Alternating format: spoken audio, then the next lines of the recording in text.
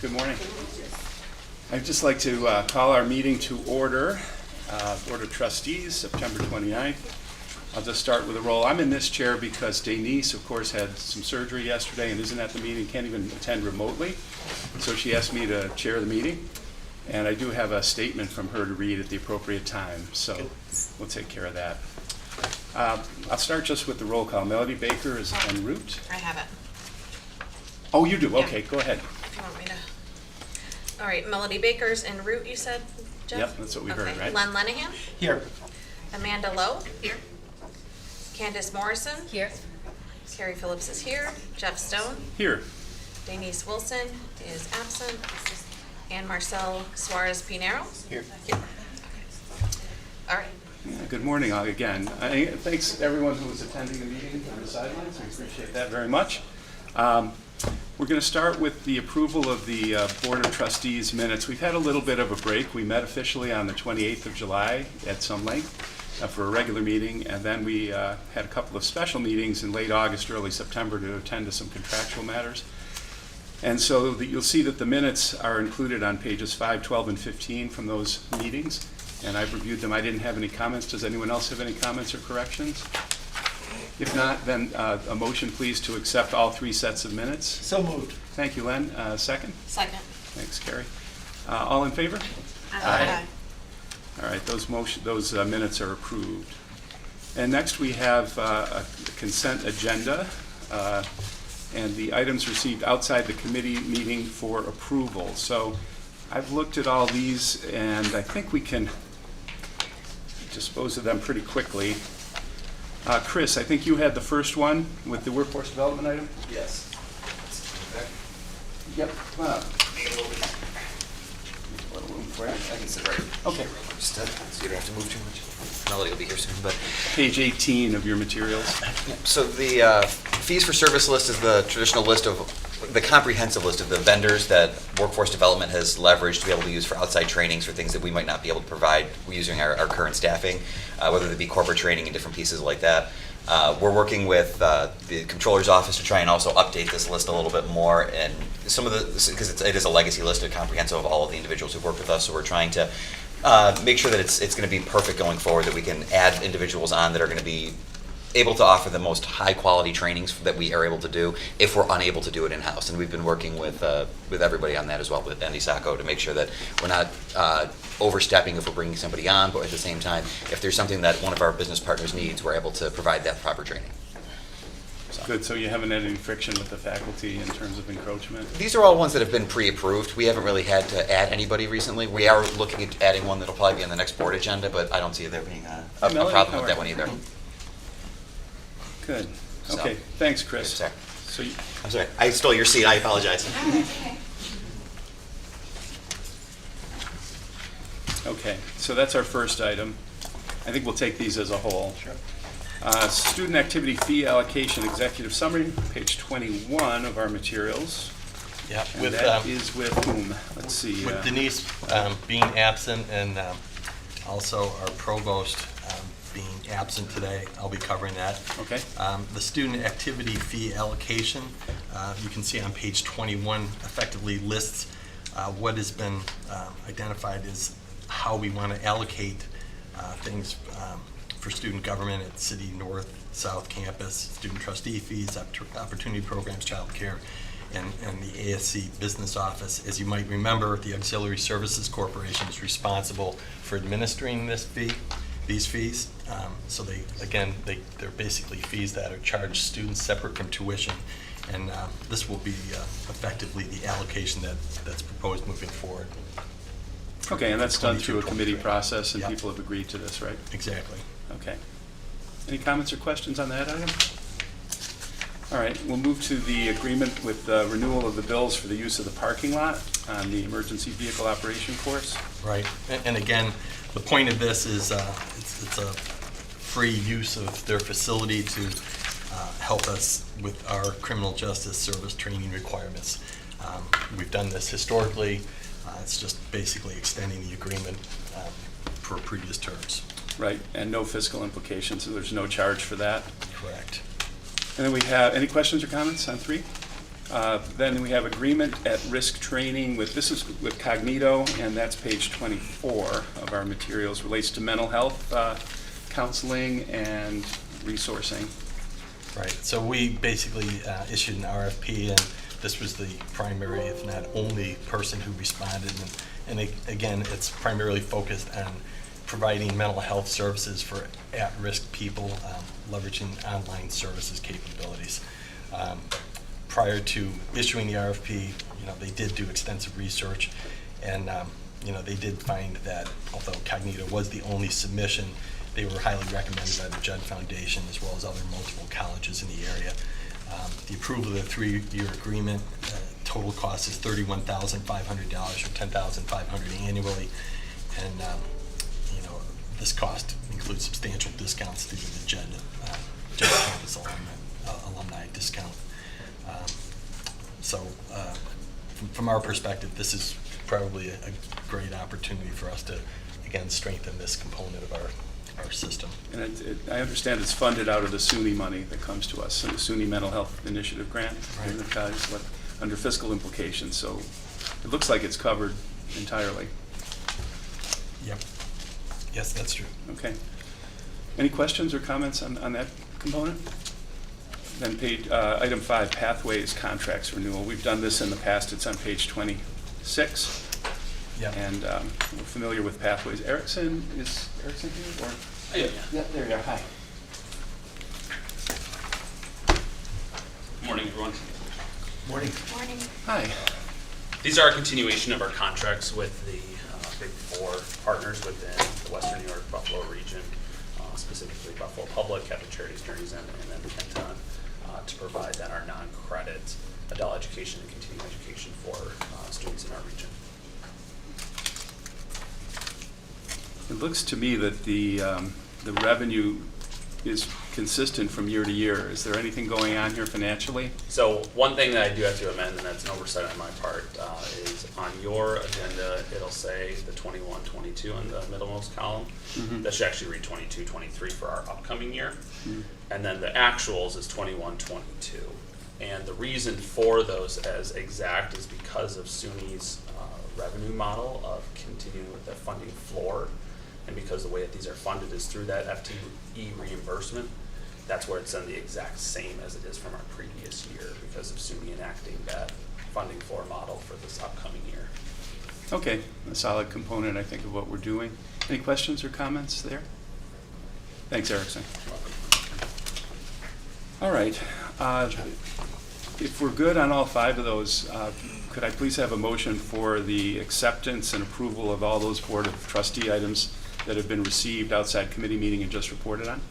Move items 1 through 5 for approval. Thanks, Len. Second? Second. Thanks, Carrie. Any further discussion? All in favor, say aye. Aye. And no? No. All right, approved, thanks. Committee briefings. Denise, as I mentioned, is not here today, and I think we'd just like to all express for the record, and as part of the public meeting here, our fondness for Denise and good wishes for her good health and quick recovery from her medical procedure, I think yesterday. So looking forward to seeing her again soon in person.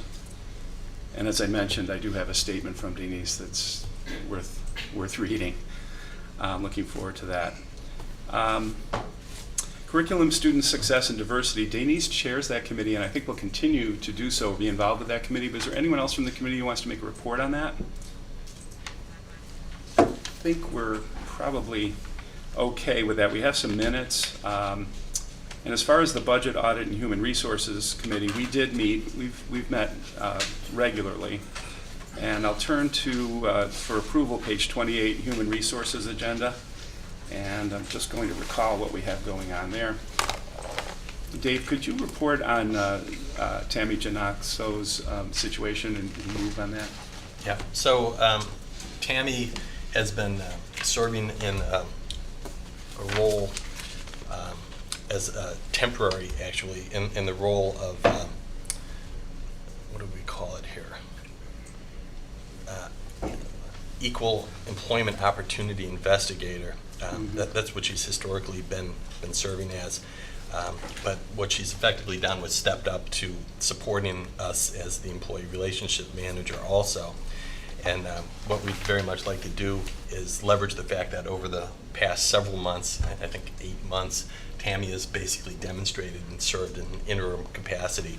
What we'd like to do is memorialize that by making it permanent, and also recognizing that it being that she had been assuming those responsibilities at her current salary, basically recognize her with a one-time payment of $17,000 to compensate her appropriately for the responsibilities that she's exercised and executed, and then again increase her salary as she moves into this position of higher responsibility at $1,000 per month.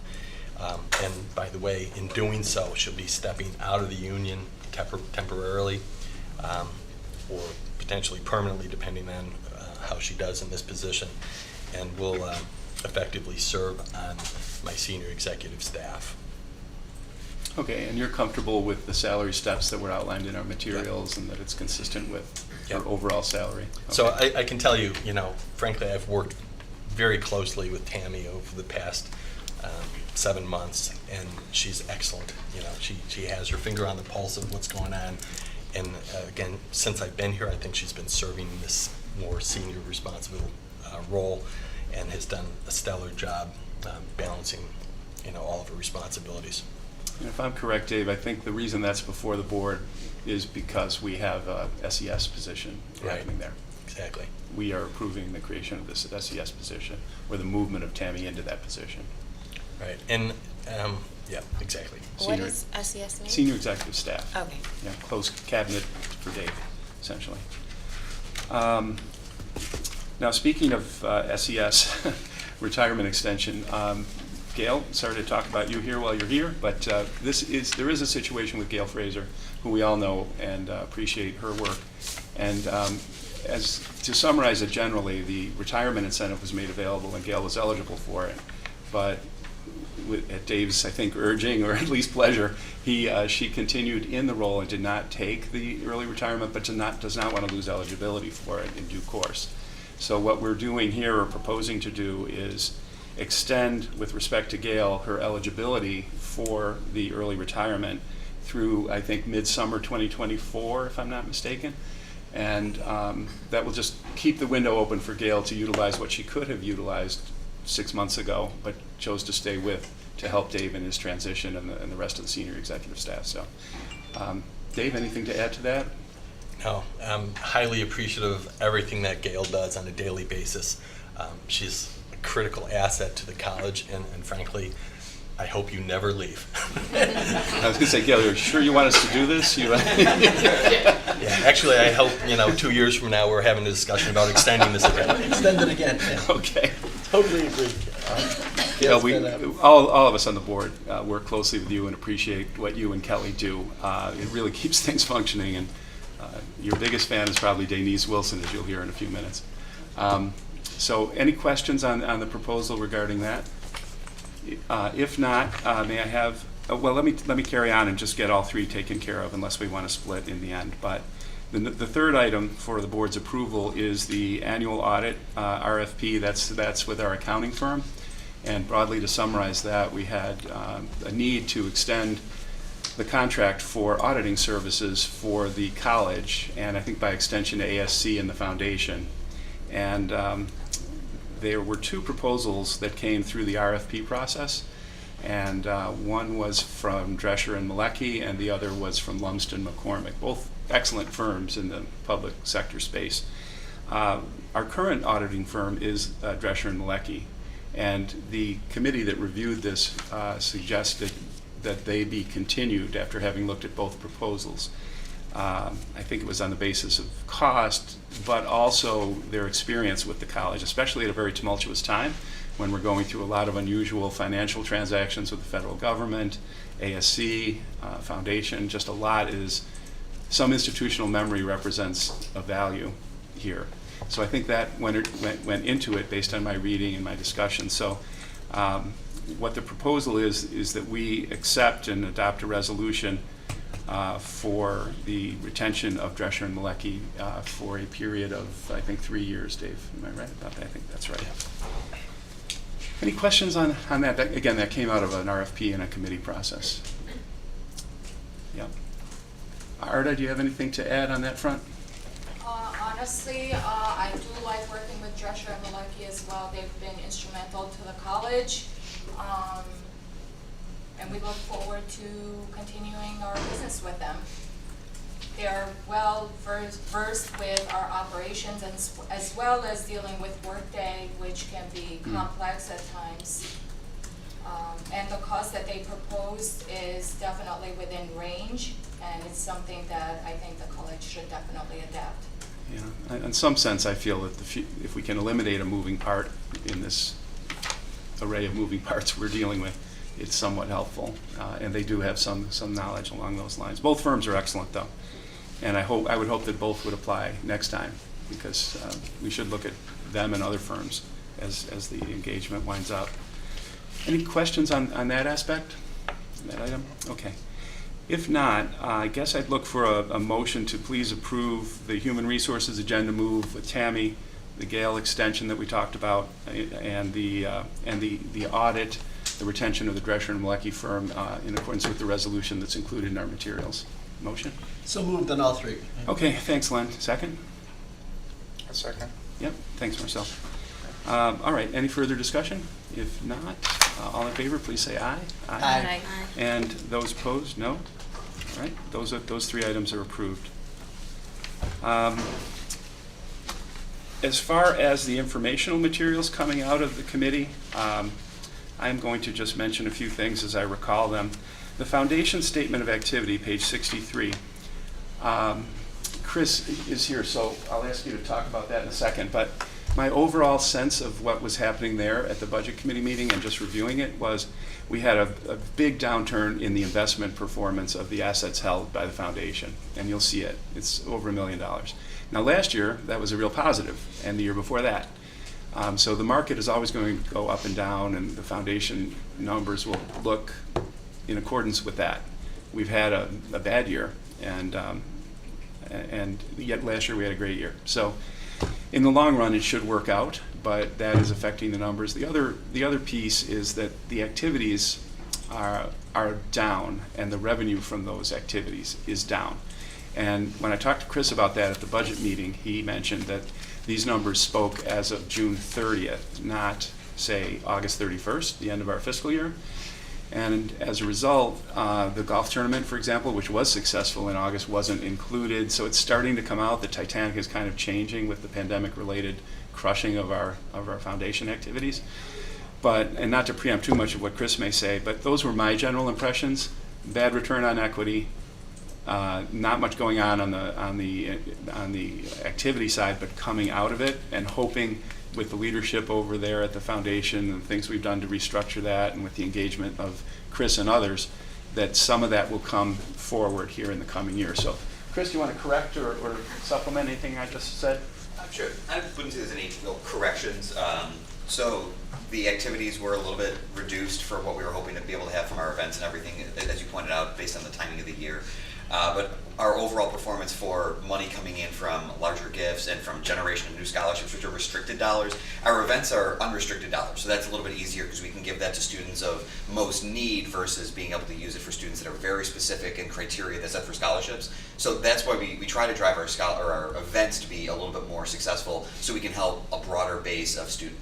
But we did do very well with creating new scholarships. Some of those numbers are in there, some of them are not for the June 30th, but obviously they'll be seen in the when we do our final August numbers. But we did hit and exceed our numbers for what we were looking for from the restricted giving side of things, and we did do well with creating new scholarships and bringing dollars in from that perspective. And for most nonprofits, the majority of your money tends to come in from major gifts and from individual philanthropic giving. It's not always generated from the events. The events are great community items, and they're great to be able to raise money, but at the same time, the majority of your money usually comes from individual philanthropic gifts, corporate giving, those types of things. So those are doing well. They did do better than what our projections were. Some of the other areas were below what our projections were, but the biggest problem that we had, again, was that investment portfolio did not perform great. Mm-hmm. We still were able to give out a really good number of scholarships because of money that we still already had on hand, but but that is going to hurt us next year with how we're able to pay out scholarships, because endowed scholarships, obviously the principal isn't growing, so it's going to be tougher to award some of those. Some of them, the donors have said, give it out anyway and just pay out of some of the principal. So we're going to do that, but other ones that we can't touch the principal, we're not going to be able to award those scholarships. So that just means we're going to have to raise more money from other areas, so. Well, and as I mentioned, markets, as we all know, go up and down, and we had a very good year last year. We mentioned our new financial advisor, and everyone was excited, oh, look at these returns this person is generating. Well, yes, but it does even out over time, and they Yes. have done a good job, so we know that. And any investment advisor will tell you that, obviously, so. So with respect to the go ahead. restricted scholarships, do we have an opportunity, recognizing that some we can't touch the principal, to redefine the amount that we're giving per student? We've been reapproaching a lot of the donors at this point to try and say, well, the minimum scholarships we've traditionally had were $500. We're trying to increase that. So we have been reaching out to a lot of the donors. And one of the other pieces we've been trying to do is open up what some of those scholarships are. Some of them are, you have to be from the 14216 area code taking X program at city campus. And that program isn't even offered at city campus anymore. So we have been reapproaching individual donors and families to try and change some of the restrictions on these scholarships. It's a little bit of an arduous process, but we are also going to be trying to reach out to the state attorney general and kind of bundle some of these. If we can't contact the individual donors, that is our process. We bundle together all of the scholarships that we can't change, but we also just can't give them away. And we take it to the state attorney general and ask that those funds be, we were allowed to move those funds into essentially just a general scholarship, so we can start giving that out again. And we are in the process of identifying which ones we can't get a donor or somebody who's can be a decision maker on it, put those into a bucket, and then we're going to send those all off at once. So. And just so everyone's clear, that phenomena occurs at every school, where historically we may have taken in scholarship opportunities without recognizing the fact that we needed to ensure that the wording was such that it was open enough to plan for contingencies such as the conditions changing. So moving forward, obviously the foundation is very focused on ensuring that you have words, if these conditions cannot be satisfied, then type of thing. Right, that's good. And Preference given to is really a big thing that we're pushing towards. Yes. It's like, we're happy to follow your wishes, but maybe if it's not this preference, can we still give out the money? Right, So- and most donors are pretty good about that. Yeah. And I am familiar with that attorney general process where you've got locked up monies. You can eventually get them out. Any questions on the foundation report? Supplier report, I don't think there was anything in particular going on with that out of the ordinary. Page 66.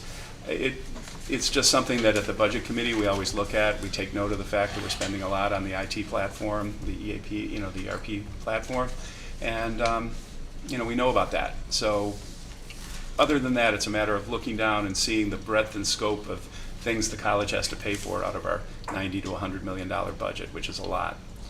I'll take, and we can raise questions about any of these at the end, but I'll just give you a quick report on my takes on these. Facilities, rentals, and waivers, and again, this is in my role as budget chair. Steady. I've seen a degree of rental income each month and a degree of waiver each month. Pretty consistent, no wild swings, so that's what I look for when I review it. Those where we have waivers typically are, the community groups, county, someone who's doing us a favor. And I think, Dave, you've created a feeling that, yeah, we can do waivers, but let's not go overboard, and let's make sure there's a good reason for doing waivers. But we always will have waivers. You want to comment? Yeah, so, the waiver consideration that, I kind of prioritize is whether or not it represents a potential pipeline of opportunity for the college. And it could be, a revenue pipeline or student pipeline. And to that end, frankly, there are a lot more opportunities on the horizon. I think this will become a little bit more of a visible topic, recognizing that, as we're trying to redefine our footprint and make sure that we're getting the most revenue for the space we have, we will see opportunities at both South and North Campus specifically for increased rental opportunities. Good. While you have the floor, if you could talk about the budget to actual, our dashboard on 76. So maybe I'll defer to Arda on that, Yep, please. that's fine. Yeah, I might as well move here. Mm-hmm. Well, as far as the dashboard, This is the fiscal year for 21-22, and year-to-date, the report that is in front of you represents our actuals at 8/31 versus budget and prior year. However, we're still in September, and there are many factors, moving factors, in order to close the year properly. But at this point in time, we are looking at a surplus of $8.3 million. As far as our reserve fund, we're looking at $12.5 million. I think we've worked really hard this year to really fill in the gaps that we have struggled with financially. Enrollment, as far as enrollment numbers, we are still working on enrollment numbers. However, early projections are showing that we may be surpassed budget by 2% versus, however, we're going to be down roughly 9% compared to prior year. That is a concern for the fall and future years. And then when you also compare 10-year comparisons, enrollment keeps declining, and we need to be cautious of our operations as far as salaries, benefits, and everything else that comes along. In this report, you will see that we have received the state aid, the county contributions in that are also the incentives of $1.6 million, which is offset by the incentives we gave out before 8/31. But even with that, we were still under budget due to tighter control costs. I think Bill has done a fabulous job as implementing the vacancy reserve fund. It really puts more controls on salaries. Supplies and services, we still have some invoices left to be paid, and then that's about it. Thanks, Arda. Bill, I see you're on. Do you want to add anything to what Arda has just said, or any comments from your side of the table? Thank you. Good morning. No, Arda's got a firm grasp on the financials. As you said, this is sort of pre-audit. We will be continuing to make some year-end adjustments, getting the financials ready for the Drescher-Malecki audit, but Arda is doing a great job handling the workday and getting ready as of yesterday for the banner transition. She can't wait for that now to continue. Lots of work ahead, but thank you. I want to thank everyone involved with the production of the financials over the course of the entire year. Working in a shifting platform on the IT side, that's certainly adding complexity and difficulty for you. On the buildup of the reserve, I am glad that we've been able to, with great struggle and at great pain, build that up from a critically low level back to something closer to what we need under our stated policy that we adopted some years ago, and which at this point I think runs in the $15.5 to $16 million range. Within a few, we're close on that.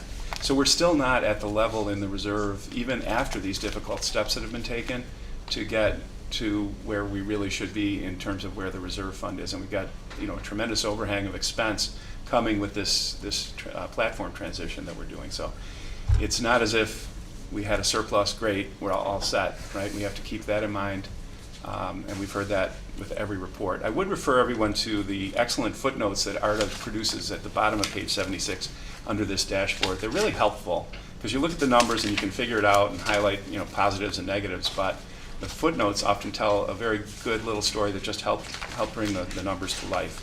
So thank you for that. Thank you. As far as the Labor Management Health Fund, this is always a bright spot as far as since I've been on the board. I don't think I've seen a negative month. So whoever's doing the actuarial work for that, good, because we usually are running in the black, which has been a pleasant bright spot. I don't know if Bill, Arda, or Dave, you want to say something on that? Yes, we are trending on a positive surplus as far as healthcare. Lolly has done a wonderful job as far as maintaining our employee benefits. However, considering how the cost of living has gone up along with health insurance costs, they are suggesting an increase of 5.8% for year 23. This affects our possible financial impact on the college for at least because their fiscal year runs from January through December, the college, the employer is 85% liable for that 5.8% increase versus the employee has the other 15%. So we may have 8 months worth of increased costs in year 22-23 that we did not budget for. Did we assume no increase in healthcare costs? Correct, at this point in time. We probably should revisit that assumption. each However, year. maybe there's due to the retirees leaving the college, there is a possibility of fewer costs. And due to layoffs, that may result, but Yeah. it's going to fluctuate. So there's a little unknown for next year. Okay. healthcare- Additionally, yeah, the go. dollars that have been unspent are applicable, Correct. right? So if we have 1.4 million, that's also a bit of a buffer that helps us as we try to figure out how to move forward. All right. I mean, it goes without saying that healthcare costs go up every year. We got to realize that as we budget. So if you're factoring in other factors, fine. But Yeah. if it's year to year, apples to apples, you got to figure there'll be an increase there, obviously. But otherwise, month to month, very good. June, July, that little fund is running fine. Human resources, page 82, transaction report. I have Let me a see. quick question. Oh, sure. In terms of the estimate of what the insurance costs are going to go up to, is that 5%, is that consistent with prior years? Honestly, I think that's on the lower end compared to how insurance costs are being increased nationwide. They are going, I believe, between 12 and 20% increase. And because we have a surplus, Lolly has determined that we are likely to get the 5.8% decrease. I don't have the data as far as historical rate increases at this point in time, but we can definitely get that to you next in the few coming. Bill, do you have any insights, Bill, on what those historical numbers have been? Yeah, actually, we're part of this labor management health consortium, so there's probably a dozen different employers throughout the county and Western New York that's a member, like Erie County is, Erie County Medical Center, OTB, entities like that, some of the municipalities. Last year, we negotiated a rate outside the consortium because of our experience. So we worked, it's labor management health fund, so we worked with our union representatives that are on the board of labor management health fund to negotiate at 0% last year. That is why ARDA used 0% for FY 22-23. We were running a very large surplus. We knew our employee count was down by well in excess of 100, so we felt comfortable, at least from a percent standpoint, not increasing because we knew we'd have savings. Generally, labor management health fund has lagged what Blue Cross Blue Shield, Independent Health, some of the providers are announced as far as potential increases. So it's really sort of the force of more than one when we're part of that consortium. They can bring lower costs to the table for its members. Thanks. I think it's interesting to hear that. This is an area that none of us have focused particularly on. I report on it at budget. I see the reports. We all see it. But none of us really have a great handle on this arrangement that we have. So subject to everybody else's thoughts or pushback, I think, Bill and Dave, if you could ask Lolly to come in and maybe in conjunction with one or two people from the college, give us a presentation on this, including some historical data. What have our rates been running? Because I know at Hutch and Russ, we'd sign up for 5% immediately. Anyone would. And I see why it's there, and I see why the 0 was budgeted, because we have the surplus and we're seeing other factors affecting that decision. But I'd like to get a sense of what do we really run if you look at 10 years? Is it 8? Is it 10 or 12%? Not that we can control it all that much, but to have a better understanding would be good. Thoughts? Okay with that? One other quick question. So with the 5% increase, are the benefits, are they staying the same, or are employees having to take on larger co-pays, or is it? No. The co-pays are embedded in the collective bargaining agreement, so that does not change. So when we're paying $50 more, the employee would pay 85% of that $50. The employer would pay 85%, and the employee would be responsible for 15%. The employee does have the ability to change coverages once a year, so if they're in a higher cost program, they could shift to a lower cost program to actually reduce their premium. So they have some plans available to them as an employee that they can move from one plan to another. That's only once a year during the open enrollment period.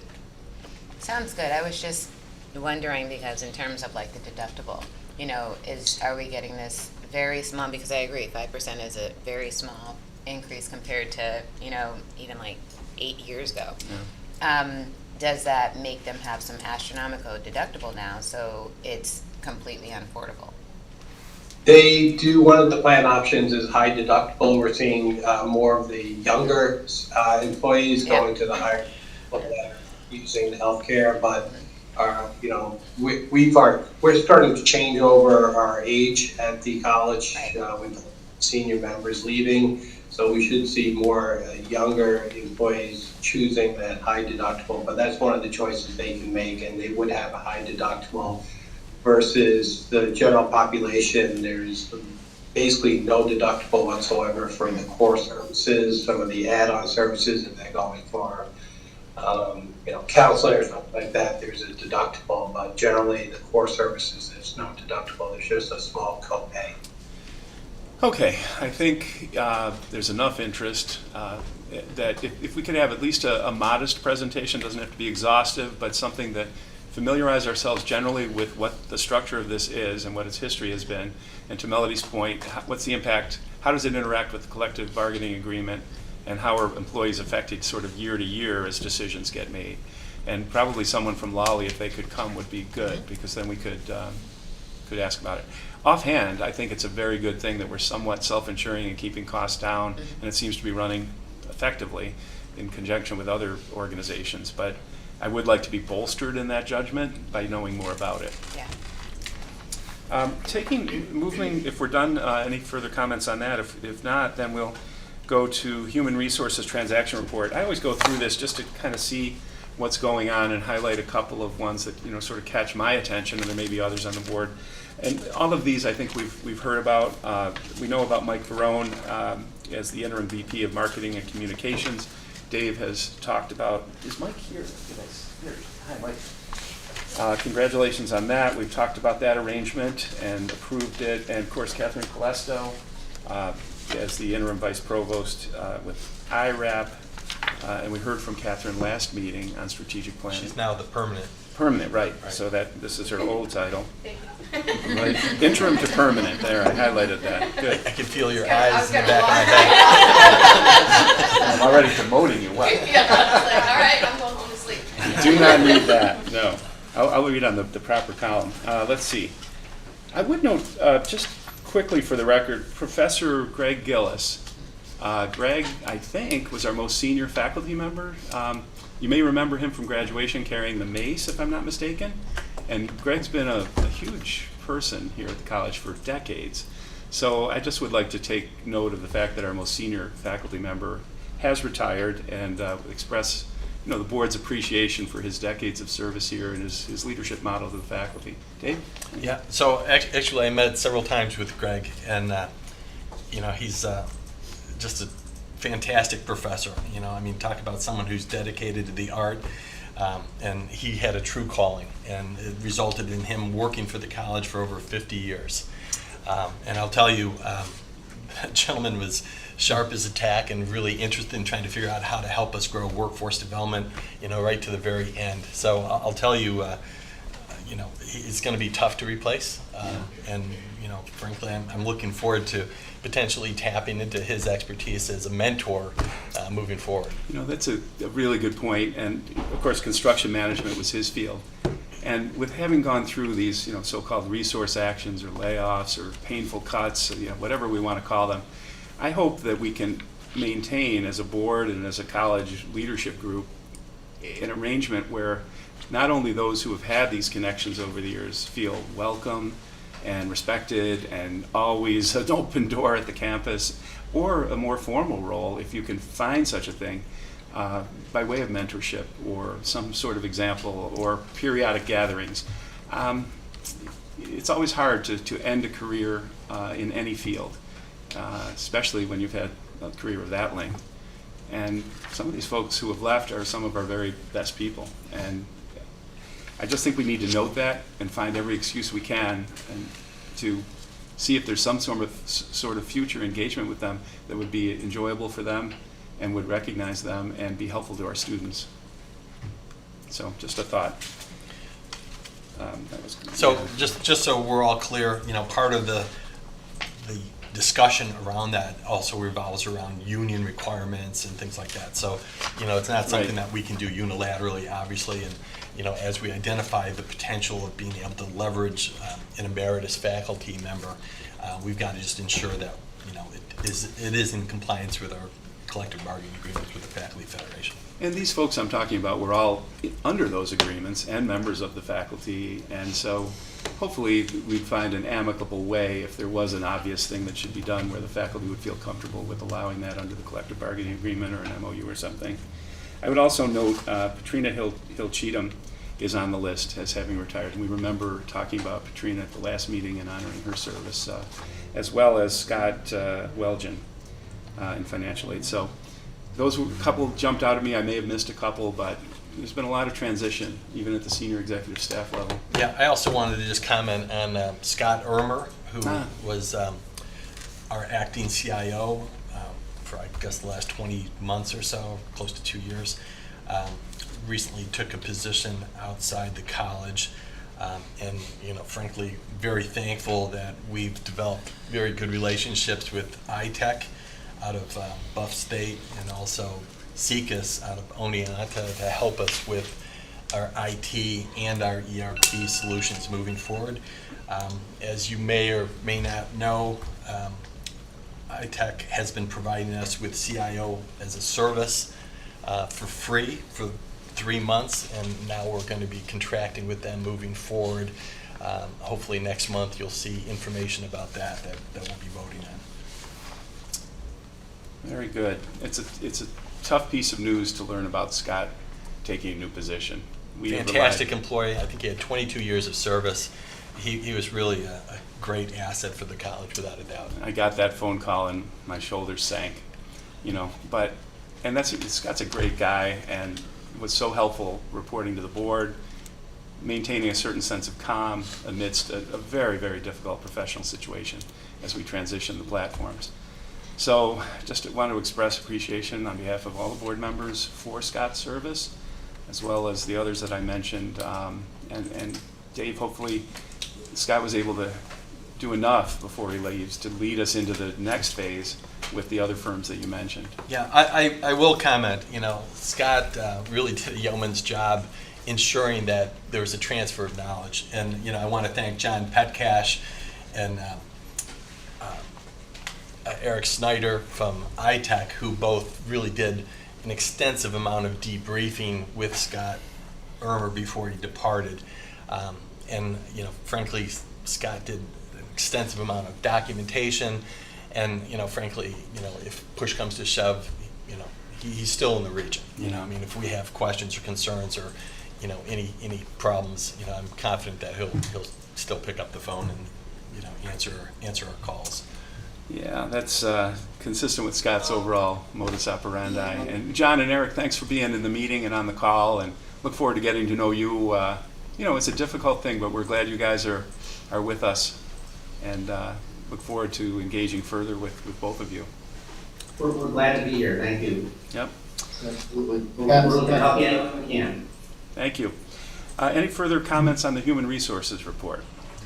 If not, then we have the last item there is for our information is the minutes from the July 19th. We also had a meeting in August, so we're moving in, I think in September, so those minutes will come forward as well, but I didn't have any comments on those, so they can just be accepted and filed. So I think that takes us through the end of the budget audit and human resources element. The policy and governance, Melody, you had a meeting in July, and I think we have the minutes from that. Yes.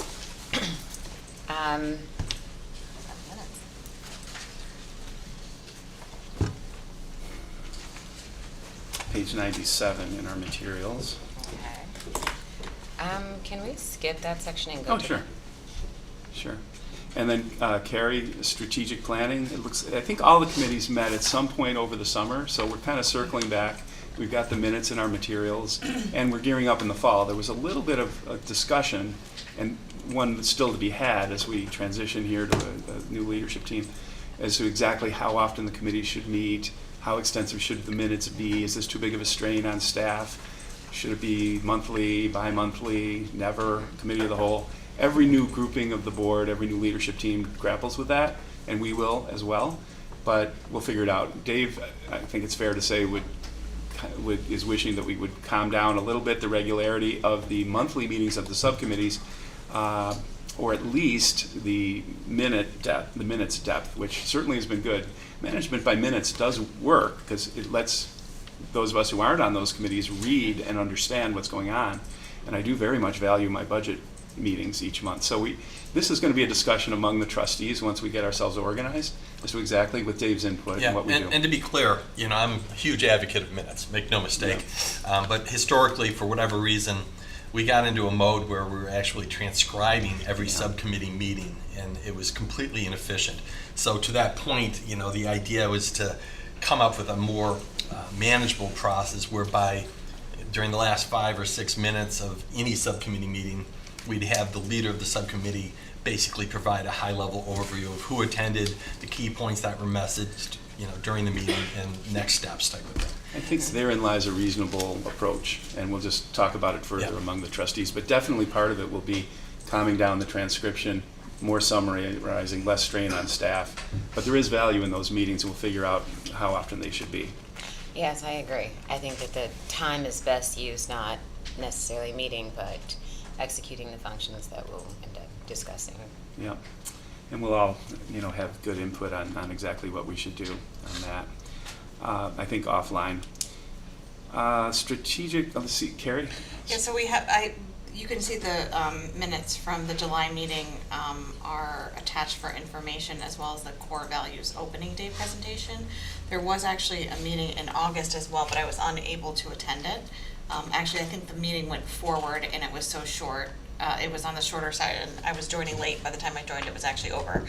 So if there's anybody who was on the meeting that wanted to add anything, I didn't know if Kathy or Dr. Okay. Yeah.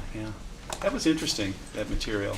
And that was from the convocation day when everyone met in subgroups and rooms, Yeah, am I right? so we had opening day on August 31st, and I thought it was a very inspirational day for everyone that was there. We had Stephen Tucker from Northland's Workforce Training Center speak. His messaging, along with Dr. Balkin and Dr. Sagai's messaging, led us into a core value discussion with all staff.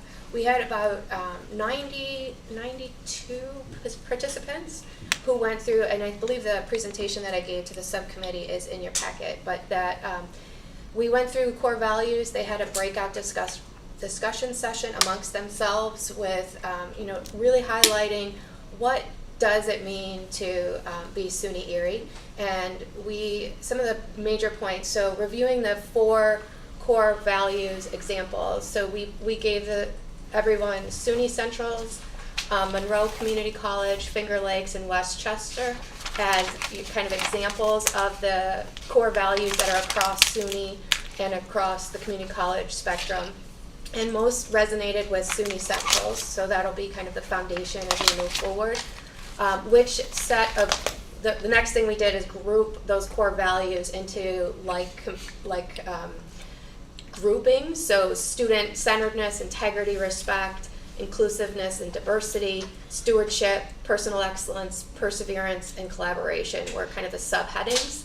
And we asked which ones do you most resonate with you most, personally value the most. It was student-centeredness took number 1, and integrity, respect, and empathy took number 2. So then we had in the presentation, there were just some kind of word clouds, and the ones that kept floating to the top were students, integrity, and diversity. So the conversations were really high-spirited. People, from my observation walking around, it was probably one of the most joyous events that we've had in a long while. Like, people were just happy to be together and talking about these things in a positive light. So I think we had some folks in the room here that led groups. I think Dr. Lucido had a group, and I think Eric Nealons, no, you didn't? Okay. So we had a group of people across campus who led those discussion groups, and I led one, but I laid as far back as I could so that I didn't impede anyone's discussion. But it was a really nice day. So. It really was a nice day. I went to that. It was August 31st, and first of all, I'd like to compliment Dave. Dave did a really good speech. If you went to graduation and heard Dave's speech, you know, he makes a lot of reports at tables, but when he gets behind a podium, it's pretty good. He gave a good speech at graduation and an excellent speech at convocation, and then Stephen followed up. Tremendous delivery of an address, and great points made. Spoke so much from the heart. It was really, really great. And I was pleased to see so many faculty members come. That feeling you mentioned, Catherine, of everybody being together, no more restrictions. Mm-hmm. The cafeteria was jammed. There were people standing at the back. Yeah. It was a good day. That was our first event, like post-COVID, really. We had a in-person last fall, but then we went virtual again in spring. So this was a good first chance for us all to really be back without a lot of pandemic fear. So It was a good vibe. So I got a lot of value out of reading the report from that. So the word clouds are interesting. Not surprising, really, but interesting. Mm-hmm. Carrie, you want to say any more about that event or the results of it? No, not for me. I missed that, unfortunately, so thank you. So you'll use this in your strategic planning? yeah, our right? next step is to go into the classroom and talk to students the same way we talk to the staff. And then we're going to be working with College Senate to kind of aggregate all of that information and start the formulation of our core values. Okay. And in the spring, we'll work on our goals as a college. So core values first, and then our strategic goals. In big picture here, we're trying to create a revised strategic plan by the end of our current year, in Yes, which we're in by it August 31st. should be in place by August. Right. Yep. Okay. Good. I We'll know s- it's not on the agenda, but can I just update you on Middle States Yes. real quick? So Yes. we have our Middle States visit on Monday and Tuesday. They have been in correspondence with me throughout the last 2 weeks, but we'll have obviously more of a feeling how it's going after Tuesday. They'll have a readout with President Balkan at that day. So. Yes, very important. We appreciate your leadership on strategic planning and the Middle States Initiative. So Both far, things. we've only had 2 requests for information, which is very different from last time, so fingers crossed. I also just want to add my, thanks to Kathy, because frankly, the response that she's mustered and the report that she ended up submitting was by far one of the most comprehensive reports I've ever seen, in an effort to address a middle state concern. And, I'm highly confident that, that the meeting will go well. Frankly, I think she's tapped over 50 people in defining the response that was submitted, and really did a great job leveraging Middle State and SUNY Central employees to ensure that we had a comprehensive approach to our response. The overall message that I really want to convey during the visit on Monday is that the last time we had a very much a sprint to a finish line approach, which left the academic community on campus exhausted and not really engaged in the process. So we're taking a much more scaffolded approach to rectifying our deficiencies in what they saw as deficiencies in assessment, but we're scaffolding it in such a way that it becomes part of our normal everyday culture and not something that is an add-on to the work that people are doing. And so far we've met with all of the deans and department chairs and started that sort of systematic approach that will be continued going forward. Every semester we'll have a work plan for each unit, and we'll just do it collaboratively and not leave people guessing what they should be doing, but work alongside them. I certainly feel this is in good hands. Thank you. And your reports have been helpful that you've given in the past as well. And look, there'll be more as you get closer to the end. Yes. Thank you. Thanks, Kathy. Thank you. Yep. Anything further on strategic planning and assessment or Just Middle that States? our next meeting is scheduled for October 11th at noon, if anybody else wanted to join. Yep. And I think whether or not you're on a committee, I think our general feeling as a group is that people or other trustees can drop in on a meeting and partake, obviously. So, Carrie, while you have the floor, technology, anything on that? I know we've alluded to it in several other comments, but Yeah, we did not meet in August, so we will, and our next meeting is not scheduled till October 6th, so I'm thinking we're gonna probably we might have to move that up. Yeah, with that said, Yeah. though, I mean, part of the reason why we've invited Eric Snyder and John Cash to the call is to provide the board an update on how we're doing with respect to the migration strategy. And, I'll preface it by saying that last week we went in front of the legislature and got their approval to spend the dollars required to contract with Ellucian for the banner platform and their implementation services, as well as Strata Information Group, which is also a best-in-class platinum partner to Ellucian. And our approach effectively is to tap into the best of the best to ensure that as we migrate from Workday to Banner, we're able to tap not just great iTech expertise and SECA's expertise that are related to SUNY, but third parties such as Ellucian and SIG, who have done these implementations for years and have a breadth of knowledge and can bring best practices to the table. John So- and Eric, we've heard a lot about you and your firms in various meetings. It's nice to see you in our meeting, as I said, and if you'd like to add to what Dave just commented. No, I think that the whole goal, and when Dr. Balkin came to us, he said there's no room for error here. That everything has to be low risk, and we have to be batting 1,000 because the issues with the pass system. So I think the goal with bringing both Ellucian and SIG to the table was to. Ellucian has a very good implementation plan that they've done 50 times within SUNY, but there are some gaps there.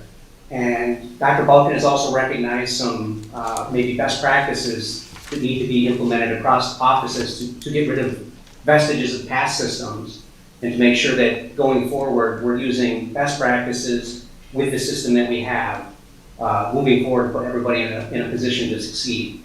So I think that bringing both of those companies to the table to implement Banner and bringing in iTech and SECAS to help, which we've implemented all the other SUNY schools that currently run Banner. So I think we're in a good position to make sure that ECC's transition is very successful. John, you're on mute.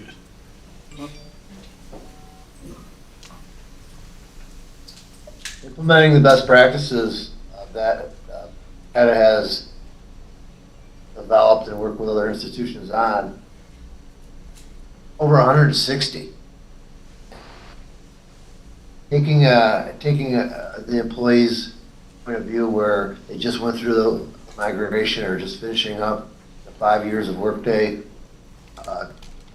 implementation, which was very difficult, isn't necessarily something to look forward to, but with a short period of time, 18 months, the use of the best practices from Strata and the Banner system, which is a stable system that Ellucian provides, you really have the potential of moving your processing and functional office processes wherever they are in the state of technology to over 160 best practices, which no institution within SUNY has, and there's the potential there to really be number one with the use of Banner and the use of all the best practices that they offer, with some relief to the employees of having to figure all that out, because they're really going to have to learn what the best practices are if they're not already there, and adhere to the experiences that these companies bring. So it's pretty exciting for us to work on it as well, in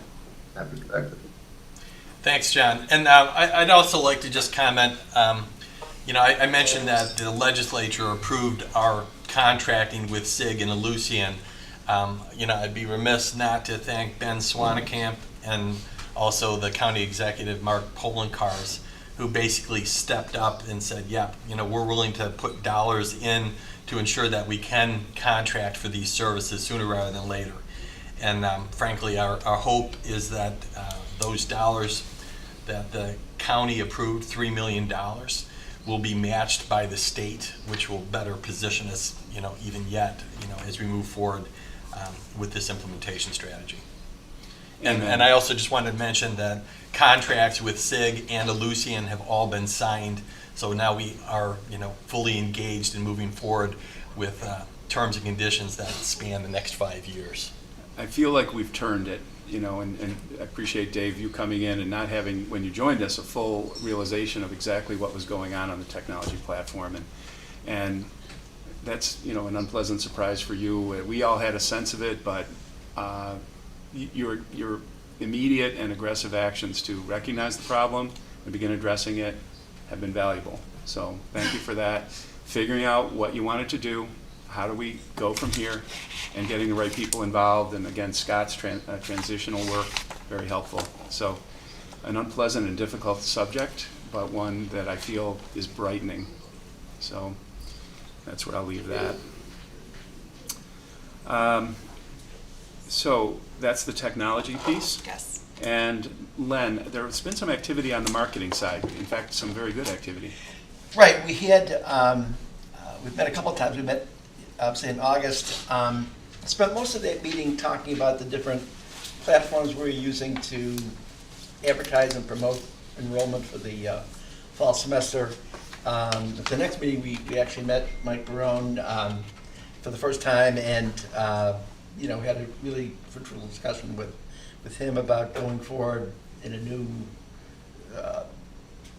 direction when it comes to marketing and creating an executive position for that. I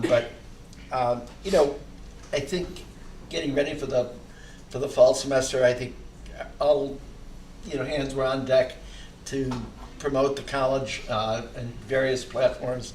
And I think overall you did a great job. We'll probably get a report later on enrollment, but regardless of what that enrollment is, we were functioning, I think, at an improved level from past periods when we were fighting for enrollment during that critical August period. So certainly looking forward to Mike Barone's leadership.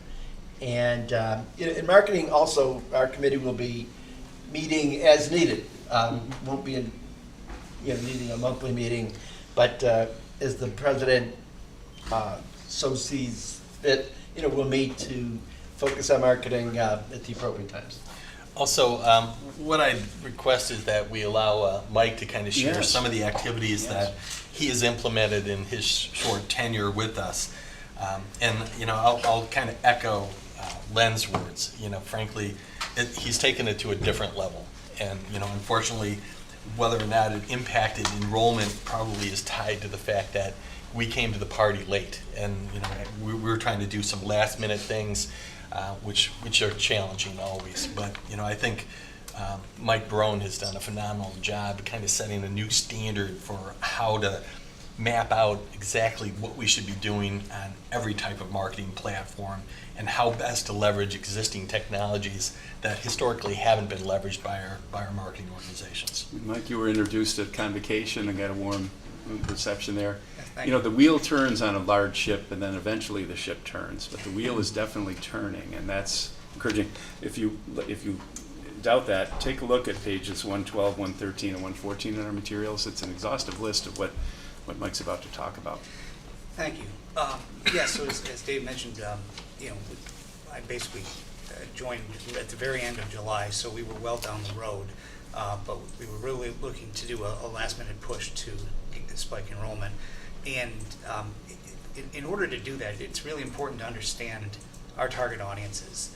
And the biggest challenge we as a community college, particularly a community college in such an urban center as us has, is an incredibly diverse population of potential students. It's not a typical residential college, so you're not looking at a typical 18 to 22-year-old audience. You can't just take a big net and throw it over the side of the boat and expect to get a bunch of fish. It's much more intricate than that.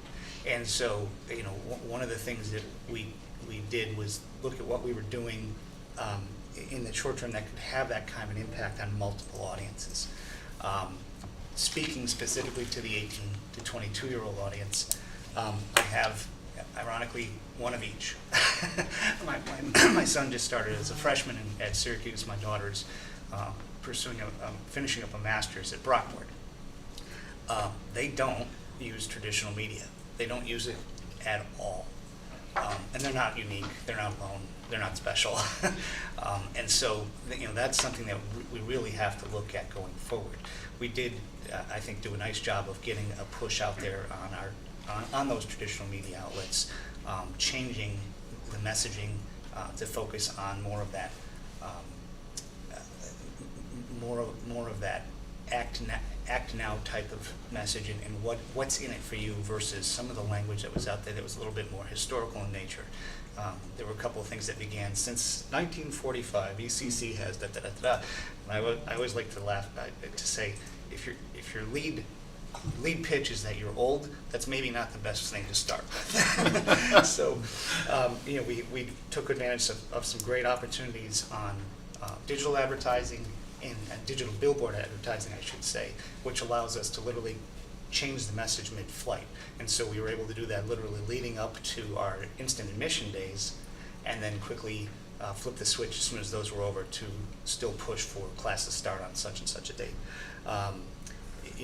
We made nice opportunities leveraging the contracts we had with our local radio stations, TV stations, and in particular we began inserting ourselves in Buffalo Bills games, because that is the one exception to the rule that I just told you.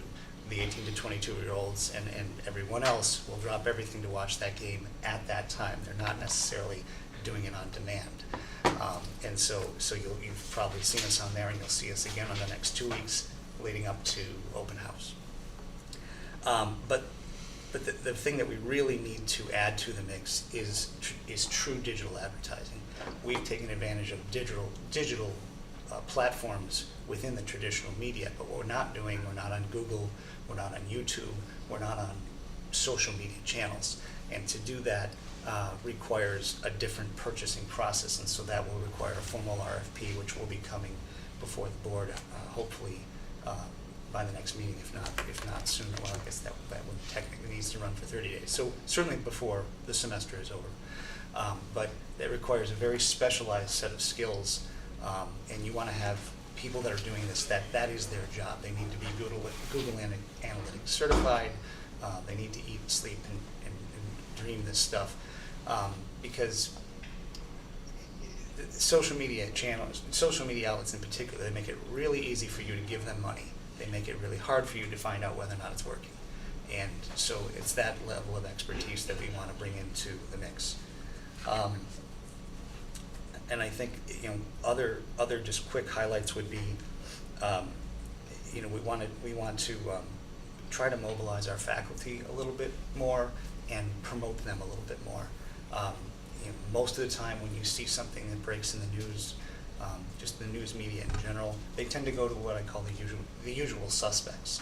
And some of that is on them because they fall into a pattern, a rut, if you will. They've got their go-to people. But a lot of that's on us. We're not out there saying, hey, we're available, we have experts. Here are the people that you can talk to, and then we've got to come through for them when they call, which means the person holding this phone has to be available 24/7. I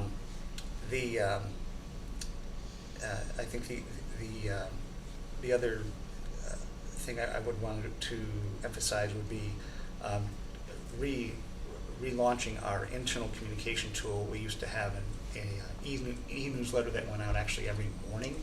I guess this was retired several years ago. We're going to be relaunching that on not a daily basis, but a weekly basis to get people who are in the know and feeling like they're not finding out about things last minute. Hand in hand with that is promoting not just the news and the accomplishments of our faculty and students, but also the events, and making this feel like a much more vibrant community. We have stuff going on all the time, but far too often people don't know about it. And so we want to try to improve in that area in particular. Yeah, additionally, thank you, Mike. I also wanted to mention that I've already started holding monthly all-hands meetings for the faculty and staff. hour-long meetings. We could expand them as necessary, but we had about 100 participants in the first one. I hope to be able to grow that to a larger population. But the intent is to just ensure that people have the latest information from me, but they're also primarily able to ask any questions. And, as we move forward, I think we have to enter into a kind of a new era of transparency, especially recognizing we're coming out of some difficult resource actions, and people, need reassurance and better understanding of exactly what the strategy is and what our vision is. So, invite anyone who's interested on the board to also participate in those. But I think they're going to be effective. It's a tool I used in my previous institution, and it got to the point where we probably had, in any given meeting, up to 150 people participating. So again, trying to figure out how to change the schedule so that, depending on class times and stuff, different people can attend. So, we're probably going to rotate it around type of thing. Thanks, Mike. One of your points was particularly ringing my bell. At Hodgson Russ, we used to start every one of our RFP responses. We are Buffalo's oldest law firm. We started in 1825, an unbroken chain since then, counting among our former partners Grover Cleveland and Millard Fillmore. And Amanda's firm can do the same thing because we basically have the same roots. Didn't they both go to ECC by now? Everyone start here, go anywhere. So anyway, we got to, at one point we hired a new marketing person, and he looked at it and he said, "Are you kidding? Is this what you want clients to read first about you in 2021? We're not mentioning Millard Fillmore anymore. All due respect." History is, a great resource for us all, but it's not always the thing you want to lead with. I did have one quick question. Yes, please. When you were talking about the purchasing, a different purchasing method for the, new media, is the intent there for an outside contractor to bring in, and is that about developing a strategy, or would they be a longer-term partner for doing that media? It would be a longer-term partner. It would be something that you would, they would physically be doing the buying. They have all of the tools. These are very expensive tools. It doesn't make sense for individual organizations to buy them unless they're massive organizations. So yeah, you'd be looking at a media strategist partner to help you develop not only the strategy, but actually do the physical buying, analytics, and reporting. Okay. Thank you very much, Mike, and again, welcome. Thank you. As far as the report of the chair, of course, Denise, we spoke of Denise, and she's not here, but she did give me a statement.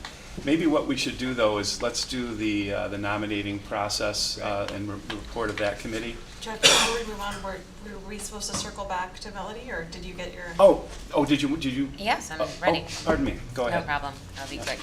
So there hasn't been a lot that we have done during the policy meetings, but what did transpire on the 15th is an approval to move forward the policy on a MRTA status, and that was basically focused on the acceptable use of continuation of an email for retirees. So that motion. Okay. Email account. Sorry about that. Got it. So yes, that motion was passed. Employees who are here for quite some time, they have a lot of information in their emails, and being able to keep that for a period of time is something that they were hoping to have access to. At one point, we eliminated that on the, I thought, right? Yeah, we did. And are we reversing that? No, that's not my understanding. Oh. So, from a cost, security, risk perspective, it doesn't make sense to reverse that decision. Okay. We may need to just Yeah. look at that, or else put a time limit or something. The thinking was that having a lot of email accounts, floating around, shall we say, provides access points for hackers and so forth. So Right. one of the ways to do that was to say, okay, if you're no longer affiliated in a formal way with the college, you won't have an email account. I recall that discussion. It was at least a year ago. I think it was certainly before you joined. So we should, I guess, look at that in the Let's revisit context of that. the prior decision and Okay. see how it holds up. Maybe we want to re-examine it, but Sounds the IT folks should weigh in. Sounds good. So in terms of new business, there was, we tabled a particular discussion. There was a motion on the table to table the labor negotiations policy. So there really wasn't a ton that we did. And in terms of meeting, we are meeting on a as-needed base as well.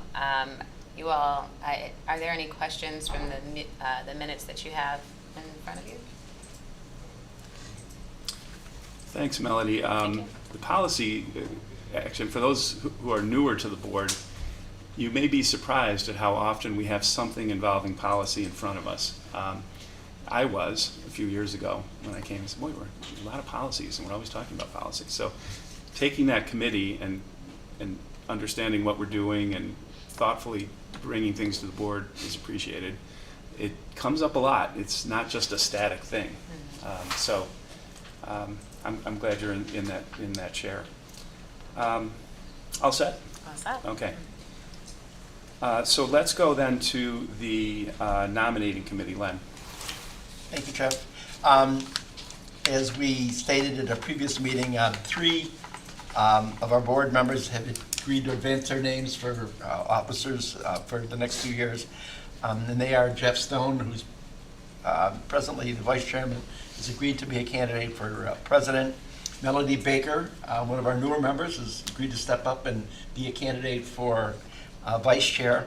And the Honorable Carrie Phillips has agreed to be a candidate for secretary. So I want to put those 3 names out on the floor for consideration.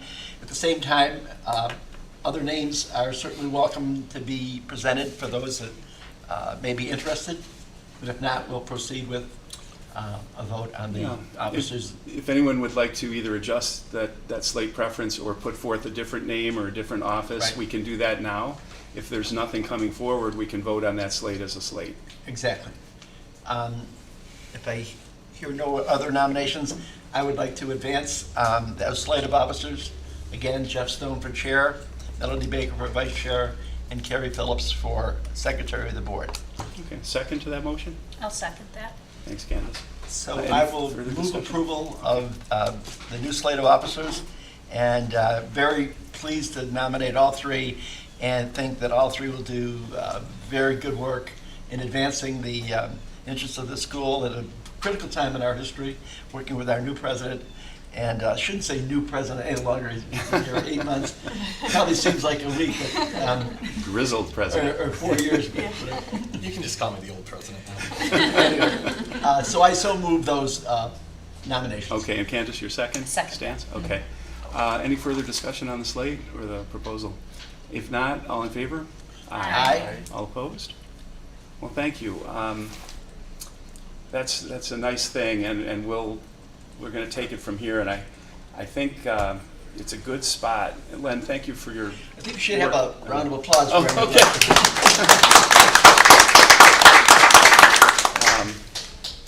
I have some comments in a second, but first I'd like to say thank you to our former board chair, Len, for deftly handling the whole nomination process during the course of the summer, the last couple of months, talking with people, getting input. That's very valuable. We're a small board, very collegial board. We want to always be that way, and we want to make sure we work together very well. And part of that is the nomination and the succession process and figuring out where people are. And I'll have more to say about that, but thank you, Len. Appreciate it. I think this would be a good time to read Denise's statement. I have tremendous admiration for Denise Wilson. I did not know Denise before joining this board.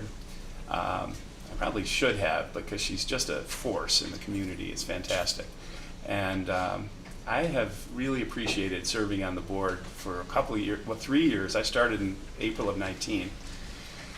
And Len was chair at that time, and he recognized in Denise that qualities that she has, that student-centric in particular, but also her stature in the community. And it was just a very logical thing for her to become chair. And I was delighted to serve under her as vice chair. And in a lot of meetings offline, away from the regular board, just grew to know and admire her so much. And you know, she's more than once brought tears to my eyes. She's an amazing woman. And of course, we're thinking about her today as she's got a health thing, but we hope that that goes well for her. So she sent to a couple of us and asked me to read this message in place of her report. So I'll do that for the record with pleasure. She reports, "Hello all, I'm so sorry I couldn't record my message, but she'd like this read, and she wishes she could be here. First, let me say congratulations to the incoming slate of officers. I know that you will be successful in leading the college to the next level. Unfortunately, I am unable to be there today, but I am recovering well. Being the chair of SUNY Erie Board of Trustees was an absolute honor. I had the opportunity to work with such amazing, intelligent, and dedicated people. I've learned lessons and built relationships that I will hold dear forever. Thank you, Gail, first mention, nice. Bob and Kelly, especially Kelly, she mentions, who provided me support and made sure I didn't get in too much trouble. In my line of work, we don't normally get a team like you, and honestly, I think I have been spoiled. I couldn't thank you enough. Thank you to all my fellow trustees, both past and present, who provided counsel and mentorship. Lenny, I couldn't have done it without you, she reports. Thank you to Bill Reuter, who was patient with me as I learned to navigate these waters as board chair. Thank you to Dave Balkin for jumping right in and working with me, even when I had to slow him down a little bit. I know you surely had a few choice words for me, LOL. To students, faculty, and staff, I hope that I've shown and proven to you that my heart has always been to do what's best for students. Every thought and decision I made was with the students in mind first. I know how ECC has changed the lives of many in our community, and I would hope that every student walking through our doors have the same experience. They deserve our best. They deserve the best. Faculty members, I thank you for hanging on during these rough times. Although we aren't out of the water, I know that you will make the right decisions for our students. I tried to increase transparency and communication. I tried to build bridges, not walls. I tried to be a voice for those who have not yet found theirs. I have learned that even the most well-intended actions may fail, but consistency and integrity will always prevail. I look forward to serving under the leadership of incoming Chair Stone. His steady and thoughtful hand is exactly what the college needs in this moment. With that being said, let's continue to dream of a college for our community, a college for all, a college of first choice. Thank you for allowing me to be your chairwoman. Who would have thought? Denise from the east side of Buffalo. Thank you. So again, that's like 4 times she's brought tears to my eyes. She's a ridiculously wonderful woman. Cannot wait to see Denise back at this table. She has assured me that despite a lot going on in her life, she is interested in continuing to serve for as long as she can as an immediate past chair, and be very active, especially on the student success side of things with our committees. Everyone who knows her knows that that's going to be a home run for her. And she's just a wonderful font of knowledge who goes back with Len, I think, as far as anyone on the board. So, Denise, congratulations for the record on your tenure as board chair.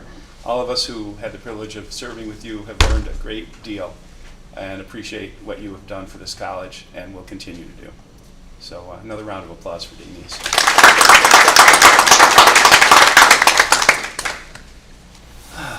So those are big shoes, and just a few thoughts as I step into the role. I think I'm going to try to maintain that student central focus that Denise really taught and underlined and underscored for all of us. If we make decisions with the thought of, how is this going to really benefit our students immediately and in the medium and long term, we should be okay, even if we make mistakes. And the board has made mistakes. We know we had a problem, with this transition to the old technology platform, for example.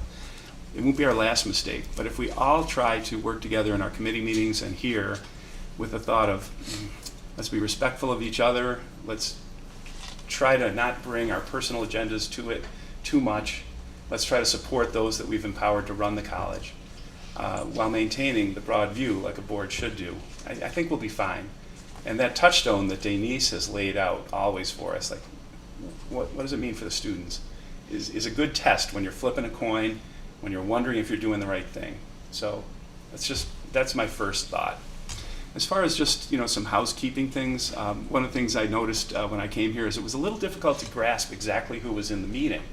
And I thought to myself, I'm a new person here, And some of these folks are familiar, and I know the trustees a little bit, but what I'd like to implement is after roll call, and again, after I finish speaking here, just to go around the room. The trustees are generally known to those in the room, and we're constantly addressing ourselves to each other. But those around the perimeter, whom I really appreciate being here, first of all, I would like for all of us to better know and refresh our recollection, because we only see you every 1 or 2 months. It would be helpful, just a quick ID for yourselves, and with new trustees and guests, it would be a good thing. So I think we'll do that, subject to any pushback folks might have. As far as how people address each other in meetings, that was also confusing for me when I first was a trustee. It should be Trustee Stone, President Balkin, Dr. Balkin, Mr. Lenahan, Melody, Amanda, what is it? And it all sort of works, and I just want to empower all of that, from my perspective. I find it a little difficult to transition from the relatively informal interaction that we all have to a more rigid or formal thing just because we're in a meeting and on public TV. I hope that when I call Amanda, or Melody, or Dave, all know that that's done with the greatest respect for their professional accomplishments at this point, and comes from a familiarity and a respect that I have for you, that I want the meeting to flow smoothly and without people wondering how to do it. And Dr. Balkin is fine if that's what you're more comfortable. Trustee Stone, Chair Stone is fine. But Jeff is perfectly fine. And if anyone has a different preference, certainly see me offline or express it at any point. But I just thought clarifying that might help our meetings a little bit. I think we're all working here in harness together, for the college.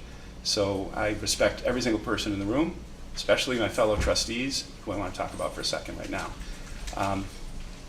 I start with the proposition and kind of remind everyone here is doing this out of a limited bank of free time, and there's no compensation involved. Everyone is a volunteer here.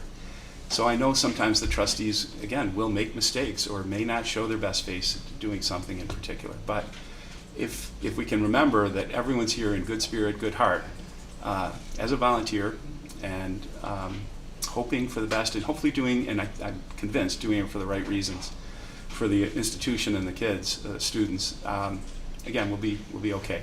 So that's a good touchstone as well. Just know that we're all in it for the right reasons as we deal with one another. I really appreciate the things that I have learned from Len when he was the chair when I first came on. Len and I have been friends for a long time, and it's been very, very helpful, his counsel in many situations. He went through crises far worse than we can dream of at Erie Community College, dealing with Erie County as a whole.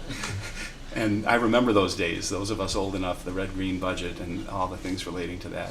Len was at the center of resolving all that, and I always think to myself, no matter what we may throw at him, he's seen worse. So I'm always appreciative of his counsel and advice. And of course, just going around the table, Amanda, having you come and knowing the quality of your law firm and just the friends I have over there and now you. The fact that we have some new people and old people here at the meeting, older, by way of board experience here, makes me encouraged. I'm glad not everyone is 6 years into this, and I'm glad not everyone is 1 year into it either. So that's good. But the new folks who've come in, I really value the fresh perspectives as we try to come out of these relatively dark times that I've been in since 19, pandemic, platform, enrollment, financial, presidential searches. I think at some point I'd like to start building in a positive direction and lean forward. I feel like it's been playing defense for my whole time. And I can speak certainly for Len and Carrie as well, who've been in the mix during most of that. So I'll go, yeah. And then just Melody, what you've brought to the board in just a short time is so valuable, and I keep learning about things about you. I didn't realize you ran for Congress at one point. I love it. And Len and I, have been in the political wars at times, and your kiddos, and just the things you're doing over at the college, and just so much that makes it so interesting. I'm glad that you stepped up to be vice chair, and I'm really looking forward to working hand in hand with you. I appreciate that. Yeah. And then Carrie, our judge, we need a judicial temperament at all times. We need to learn, from that approach to things. How can we be fair-minded, listen to both sides of the arguments, and figure out, what to do? And that's what you're doing every day. And we have benefited by your temperament before you took the bench, was oriented that way. So I wasn't surprised when you won and became a judge. And that's good for our community. And you've taken so many committee jobs and been so gracious in everything you've done. Really appreciate it. And then Candace, again, just a new, person coming in with an interesting background, interesting perspective, and the work that your law firm has done. Sometimes, on the labor side is, really valuable. We lost a very good trustee from SEIU who left a couple years ago, and then I thought, where's that voice of someone who's really thinking from that perspective? And that won't always carry the day, but we've got to have these voices at the table, right? So that's one of the thoughts I've had with you, and I've also appreciated you stepping up in your committee work, and again, looking forward to just having a very close-knit group here. And Marcel, it's tough to be the student trustee. You've got so much going on in your life, right? And here you are, again, a volunteer, taking time out of your academic schedule to be here in the group. And you've got some wonderful folks who preceded you. I'm thinking back to Albert, came in military career, and just several others that I've been here. And I'm always so impressed when a student steps forward and agrees to go to very long meetings and talk about sometimes very dry subjects and miss classes and try to navigate all the things you're doing as a young person, as a student. It's seen and it's valued, and we appreciate it. So your counsel on behalf of the students will be a good voice at the table and has been already. So those are just a few thoughts that I have at the beginning. We'll do some more mechanical things, look at how often we meet with committees, like I mentioned, and who exactly fits where. Just know that my general attitude will be delighted to listen to anyone, glad to be corrected if I'm a little bit off on something. Try to do my best, but everyone is a work in progress until they pray over us at some point. So with that idea, let's all help each other, okay? So those are my thoughts. Dave? Thank you very much. And, again, I look forward to working with everyone on the board. Excited about the new slate of officers. We have a lot to do. And, again, I echo Jeff's appreciation for your volunteer service. Frankly, that's how community colleges thrive, by tapping into the expertise of people in the community. And frankly, I don't think there's ever been a stronger board. So highly appreciative of your willingness to serve, and again, I really look forward to working with you. And thanks, Aben. By way of starting the introductions around the perimeter with our guests and team members here, thank you, Dave. It's been tough. You came from a different place back to your hometown and confronted immediately quite an array of problems. I don't think you could have imagined such an array of problems. And that was true across the country, of course, with the pandemic. But we had and some demographic things affecting community colleges. But here we had the technology platform issue to put on top of it, and so many other things. So I just think you've come in, and we want to be as helpful to you as we can in terms of guiding you and letting you guide us. I think close dialogue is important, and we'll just stay in that. So, but we're very, very appreciative of what you've done so far. And I think the two searches, which were long and sometimes difficult, have yielded the right outcome for your community college in your presence here. So, thank you. Yeah. So maybe if we just start just around the room, quick introductions or hellos, so we know who's here as our guest. Mark. Mark Pichola, Chief of Campus Safety and Emergency Manager for the college. Thank you. Arda Plana, Comptroller, Central Accounting, Finance, basically. Kathy Blasto, permanent Associate Vice Provost for IREP. Christopher Muslowski, Executive Director of the Foundation and Interim VP for Workforce. Mike Jerome, Interim Vice President of Marketing and Communications. Eric Munoz, the VP of Enrollment Management. Kelly Lucido, I'm here as AAECC President and I'm Executive Dean of Nursing. Cynthia Buckley, Vice President of Human Resources, Equity and Inclusion. Leslie Ortiz Fogg, Assistant County Attorney. Oh, I'm Ben Swanacamp, Chief of Staff to County Executive Paul Cars. All right. Great. Thanks. Oh, Gail. Gail Frazier, Executive Assistant to Dr. Balkin, and I'm here in Kelly's absence today. Yeah. Gentlemen. Bob Germoni, Information Technology. Brian Noble, Information Technology. And then just two other groups I want to mention before we move on.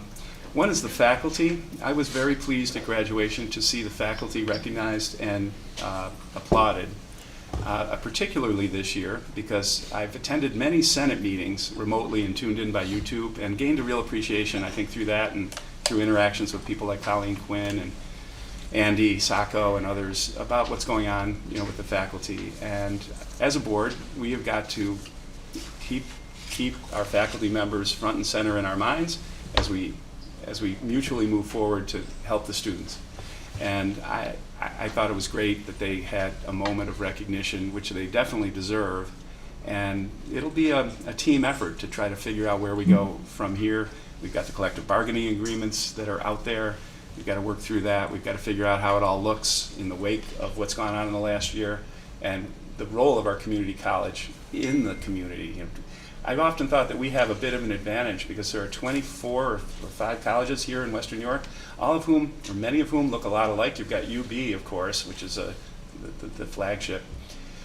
And you've got some privates, and then you've got a whole bunch of small privates, and you've got the community college. And I think I would much rather be leading a board at the community college than I would, frankly, at one of the small colleges, because how do they actually distinguish themselves as just another 4-year college? We have a distinct mission that we can identify as our own, of being a place where anyone in the community can come and prepare themselves for serious engagement in the workforce in a short period of time.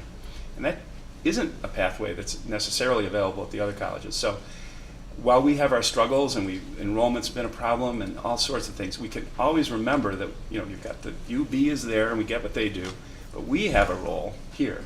And if we can keep defining that, and I think Dave has done a good job of saying, look, let's reorient this thing toward what the community needs, what the employers need. I've heard it from him every speech that he's given, every address. And you say, well, where's the student-centric part of that? Well, it is student-centric in the sense that if we can get students through our college, retain them, graduate them, and get them into gainful employment where they can make families and stay in our area, that's being student-centric. And I think I'm thinking along those lines as I sit here. Dave has been, and that's a thing that gets shaped all the time, our overall mission, but that's where I am at this point. I would like to try to view our role as a unique role and try to put ourselves in that position where we're seen that way as the quickest way to get yourself into something that might have seemed a dream. May I make just a quick note on that with the faculty and students? Earlier in the report under the Human Resources report for the professors gaining emeritus status, there's a professor in the English department, Professor Perry Nicholas, that I actually had as a professor when I took courses here. Oh. And I looked at the time frame of it, and he started 18 years ago, and I probably took courses with him his first year teaching here at the college. Cool. So I just raised that point, one, because he made an incredible impact on me as a young person, and now where I am in my career, but it sort of circles back to what you just spoke about, the impact of the faculty on the community and the impact of this institution on the community. So I just wanted to raise that name up because it was, impactful on me, but because it fits so much in what you were just saying, Jeff. Yeah, yeah. I'd also like to just comment, we oftentimes talk about how invaluable our faculty are, and they are, without a doubt. But I also want to, acknowledge and recognize the tremendous staff we have. The Faculty Federation, and that includes the library services, fantastic organization. But candidly, our staff is what's going to make us successful moving forward. In conjunction with our faculty. And I want to thank Dr. Lucido, Cindy Dill, who's with CSEA, Rich Canazzi with AFSCME. Across the board. Andy Sacco, obviously, with Faculty Federation. I think we're kind of approaching a new day in how we figure out how best to collaborate to ensure that, again, we are completely student-focused, independent of our specific roles and responsibilities. At the end of the day, we're here to serve our students. And, frankly, it's been refreshing, meeting with all of the senior leadership of the unions who get it. And they recognize, first and foremost, we got to make sure that we're doing what's right by the students. So, all that to say, I'm really excited about the prospects. I'm excited about working with the leadership and the unions, and again, I think we have just terrific opportunity moving forward to grow what we can contribute to Western New York. Good. I think as we're resetting ourselves here, I'd like to give fellow trustees a chance to just comment on where we are at this moment. Len, you want to I just thought I'd go around the table and Sure. take everyone's temperature as to what we're doing, where we are. Thank you, and congratulations Thanks. upon your election and the other officers as well. You know, it has been a rough couple of years. We've come through a lot. I was on the board originally just for a couple of years when enrollment was booming and there were, you know, apparently no problems, at least on the surface. And then when I came on the second time in 2017, it almost started the ball rolling towards a different situation for us with the declining enrollment. And then we went through some leadership changes and dealt with the various problems that you've outlined today, not to belabor those. But this is a new day. It's a new opportunity to begin anew.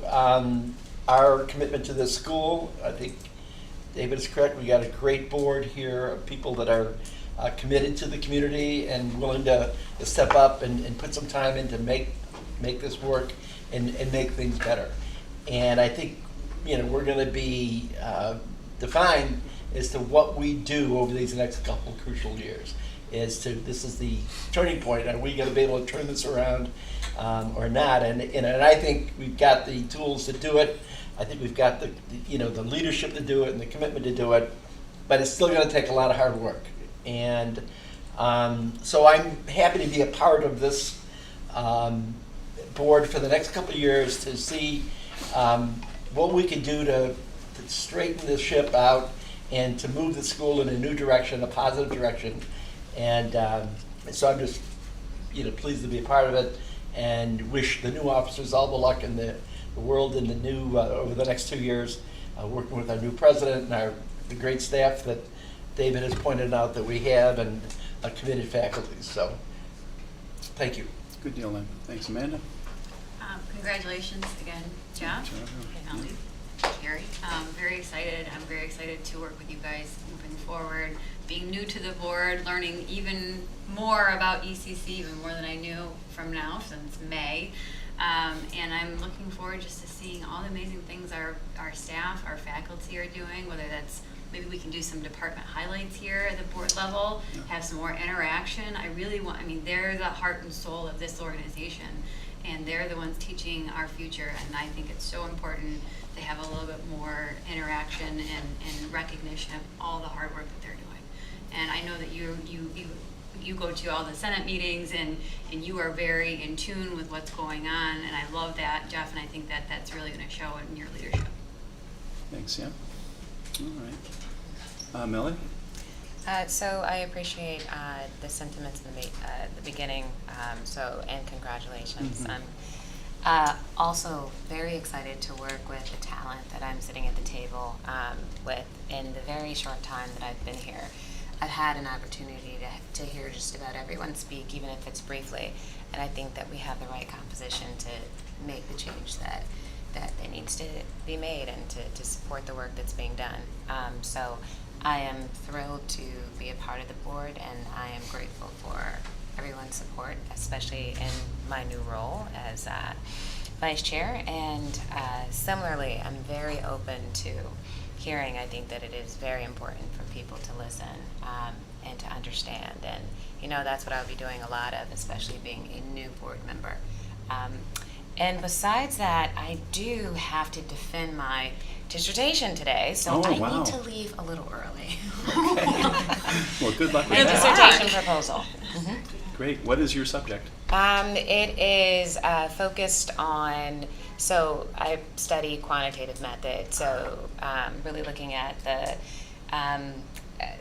why students are not pursuing STEM, particularly underrepresented population, with the focus on Black students using the HSLS study, the High School Longitudinal Study of 2009. Thank you. I look forward to calling you Dr. Baker, leveraging your dissertation topic.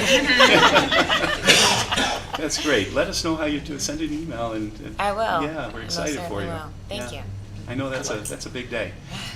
Carrie, yeah.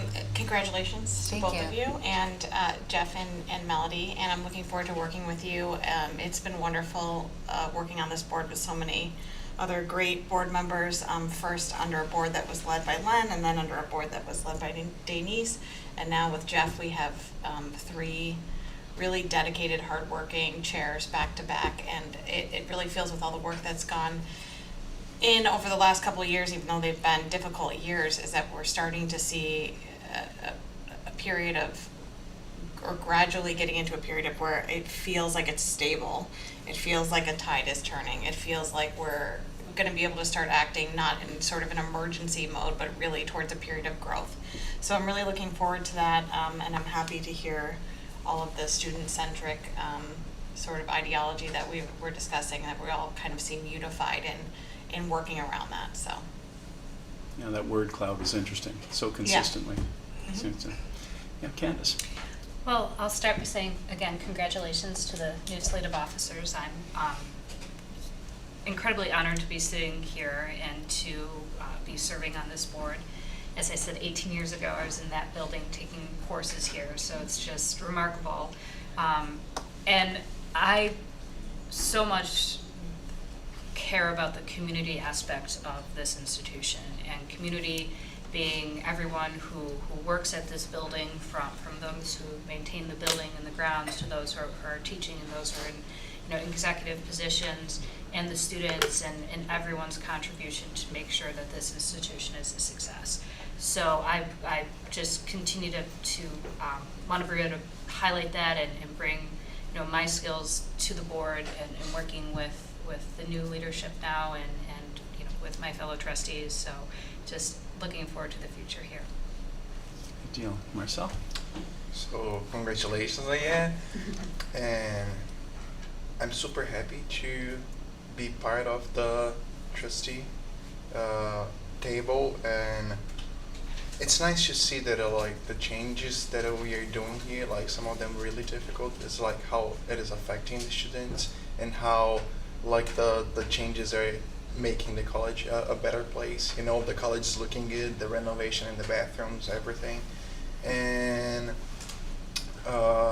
we can start to see like the students coming back here again. I know that there's a lot to do still. I have a lot to learn. I don't even know the scratch of the surface. But I'm really honored to be here with you. Good deal. Well, thanks everyone, and we'll just keep this up and move forward. Marcel, could you carry on with what report you may have for the students?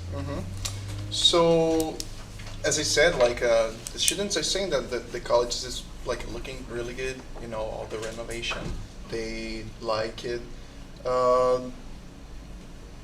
We had like an event here in North. I was not present in City and South, but we had like a good response here. Like students were showing, they were enjoying themselves.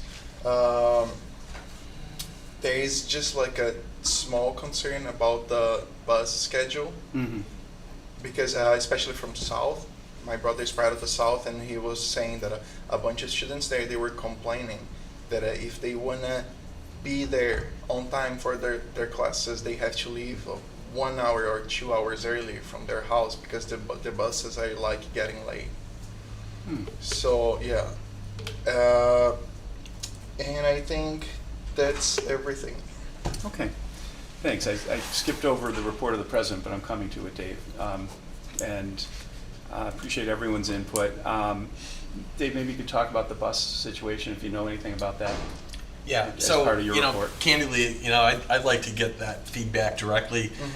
We recently had to renegotiate our shuttle contract with Cedar Bus, and we're looking to obviously make sure that we've got everything in place and the scheduling correct moving forward. So, it's timely that you say this. We have some flexibility in the agreement, so I want to just make sure that we are providing the services that students need and expect. At a high level, with respect to, the president's report, frankly, we covered quite a bit.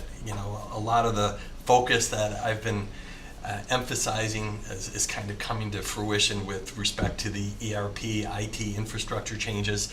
Just want to make it clear to everyone that, as we tap the experts at ITAC and CECAS and SIG and Lucian, this doesn't preclude us from having to establish a very strong IT services organization.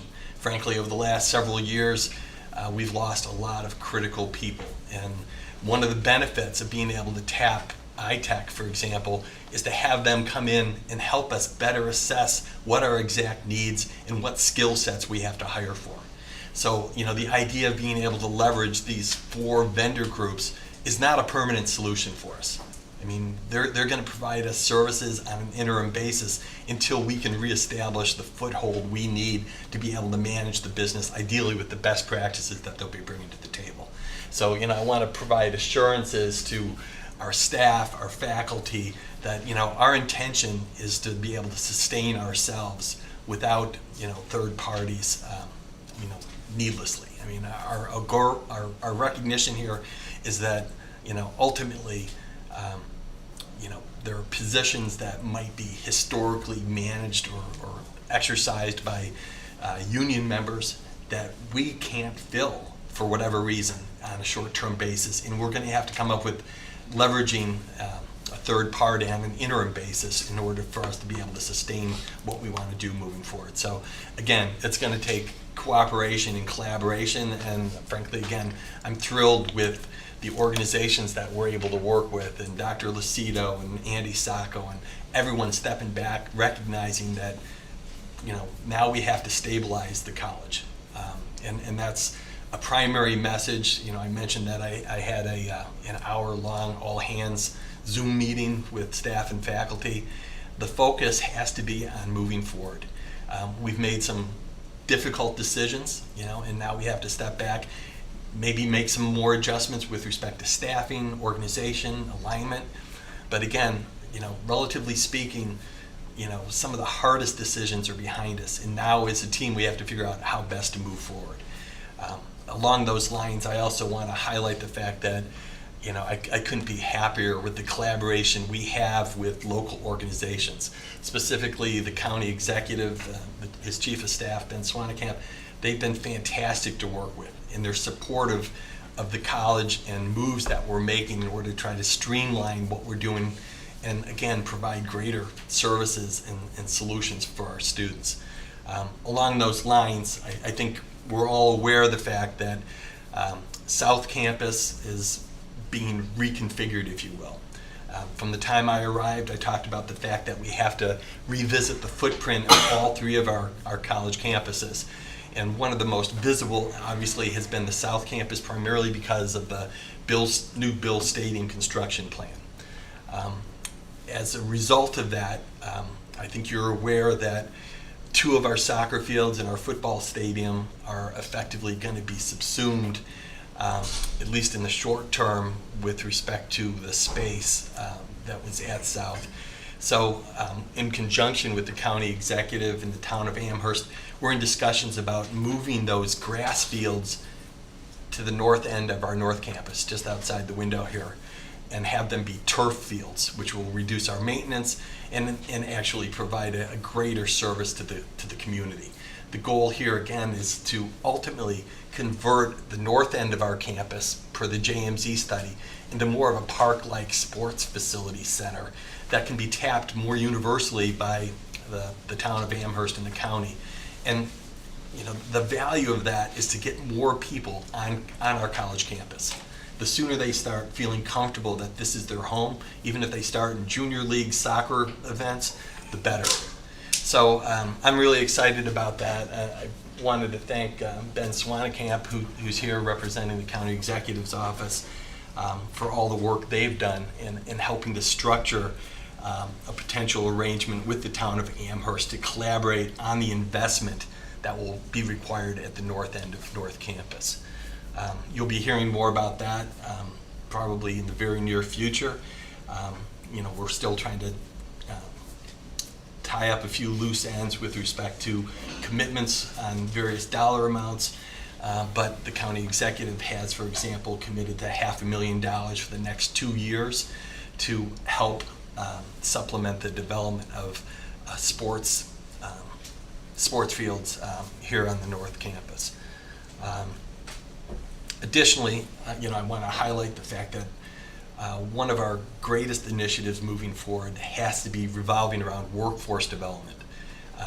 I'll tell you, I go to meetings with the chancellor, with vice chancellors from SUNY and 201. The emphasis that the governor is placing on workforce development is unparalleled. I mean, never in the history of this college, in my mind, has there been more focus on us trying to figure out how better to help our local employers enhance their workforce. So again, it represents a unique opportunity, as Jeff shared, for our college to step up and have the impact we need to have to help Western New York's economy grow. So with that said, if there's any questions, I'm more than happy to entertain them. But the primary thrust moving forward is stabilize and grow our involvement in the community and also our engagement with local employers to ensure that whether or not somebody goes directly into the workforce after getting their certificate and degree from here, or they go to a 4-year college that we have an articulation agreement with, the goal here is to ensure that they're workforce ready. Thanks, Dave.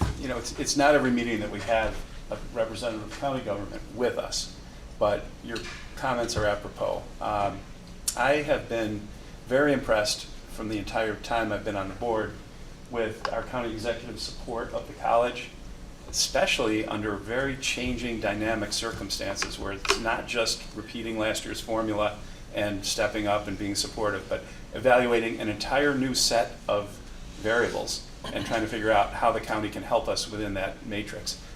So my old friend Mark Polenkar's, I just couldn't be happier with the degree that Mark has chosen to engage. For example, when we did our presidential search, Mark not only was nominally part of the committee, but came to every meeting and was actively involved in the deliberations about what the future of this college should look like, who we should hire for leadership, resulting in Dave's hire.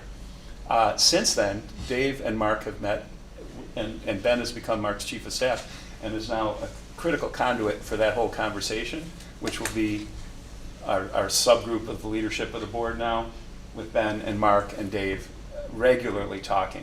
We've already done that. We've hashed out a few things already. And just when you're a community college with a county sponsor, you just can never take your eyes away from how important that relationship is. And the county has, you would not believe how many asks the county has. Ben can testify. Everyone wants to get in front of the county and be helped. But we are the county community college, and we certainly are in that line, and we've gotten probably as much as in the context of this pandemic and all the other challenges that the county is facing right now, a lot of attention and a lot of action, and we appreciate it. So that's just an overall statement, and we have partners in state government as well, and the county is extremely effective in that sphere, the county leadership. So working together, I think we can piece it together and figure it out, but I'm very confident that wonderful team in place over at the county, and the way Dave has created a relationship over there, even as a relatively new person coming back to our community, it's been very encouraging to me. And then we have people like the folks at this table. Len in particular goes back 20, 25, 30, 40 years in county government. And I talked about some of the crises he faced when Mark and I were going to school.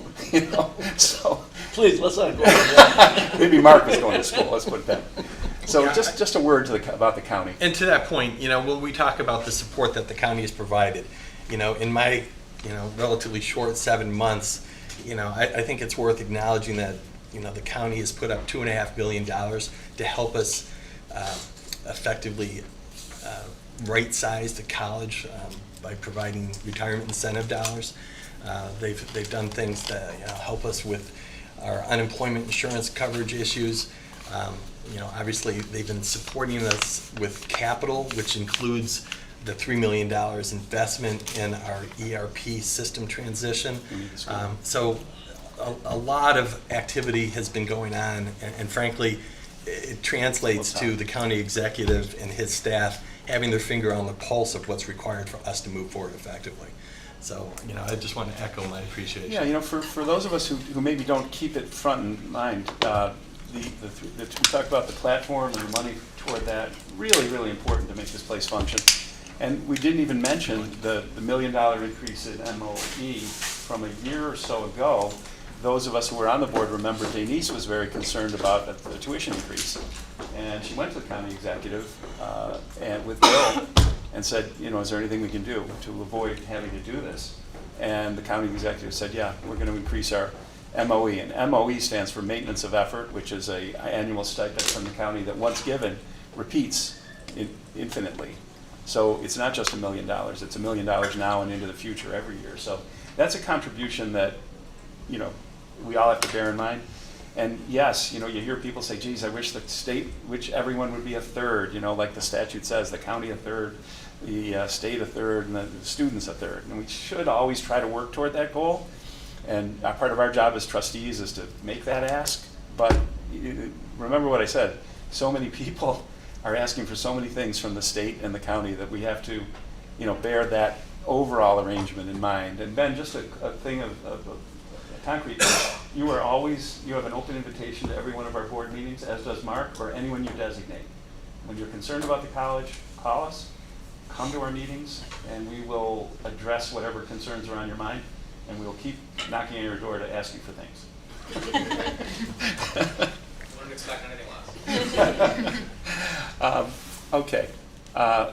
I think at this point, what I'd like to suggest, because some of the things that you alluded to are to be dealt with in an executive session, but let's look at, I think I've covered the agenda, but we're looking at old business or new business. Does anyone have anything in those realms before we go into executive session? Hearing none. I'm sorry. Yeah, go ahead. Could I just make a clarification on the Policy Governance Committee? Sure. So the policy that was voted on by the Board of Trustees, I think it was voted on in our June 30th meeting, did remove the email use of emeritus staff. I printed those for everyone. It seemed familiar. Yeah, so we did take care of that concern. And there are 4 elements that talk about an exception if an emeritus faculty member was going to continue a relationship with the college on another level. Okay, so we did think about that. Yep, you all took care of it already. If you could help us by circling back with Melody and I will. briefing her on that, her committee will then be up to speed. Yep. Okay, good, thanks for Kathy. Any other old or new business? Okay. At this point then, I'll take a motion to go into executive session for one or more of the purposes cited in the statute, including, in this particular case, matters relating to a particular collective bargaining grievance that we're dealing with, the employment or compensation of a particular individual, the employment of another particular individual, and the negotiation of a potential real estate transaction. So moved. Thank you. Second? All right. All in favor of going into executive session at this time? In favor? Aye? Aye. And any no? All right, so we're in executive session. We're going to come out of it at the end to take whatever formal action we need to in public session. We'll take a break now. And what time is it? 11:05.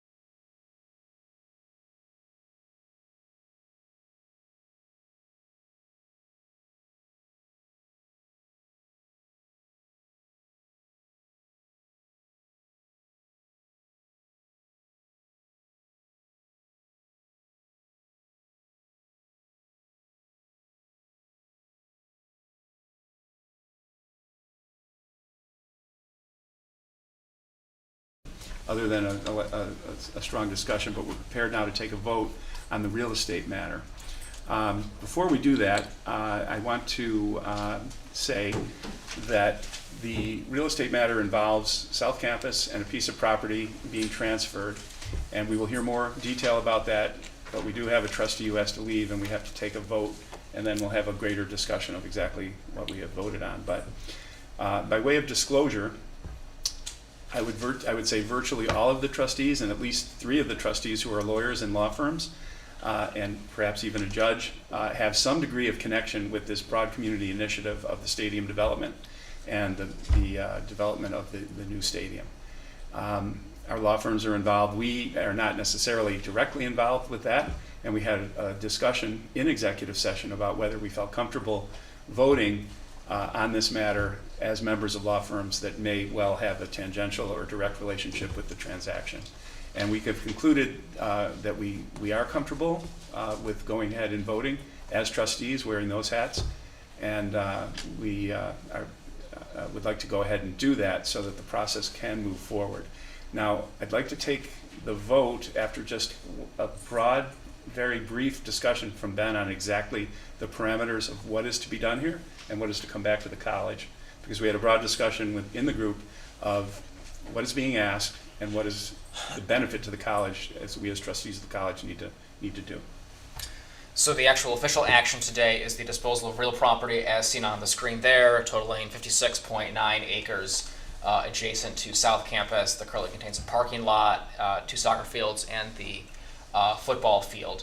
The good news associated with this project will be the development of new athletic facilities here at North Campus, including 2 baseball fields, 2 soccer fields, which are also hybrid softball fields, and then a later phase 2 including additional sports projects, potentially also including another football facility. The county is working with the town of Amherst and Supervisor Culpa to do a hybrid project here, utilizing both the town, county, and state matching funds for these major new upgrades to the sports facilities here at North Campus to, I think, great benefit to the college. We agree, and we view this as something that is consistent with a number of community initiatives, the stadium being one of them, but also the plans that we have had as a Board of Trustees for a long time to reevaluate the footprint of our entire campus setup, along with our partners in county government, to see what makes sense going forward for the college. And that has not been a secret. We have talked about that publicly. The county executive has. There have been articles aplenty on the subject.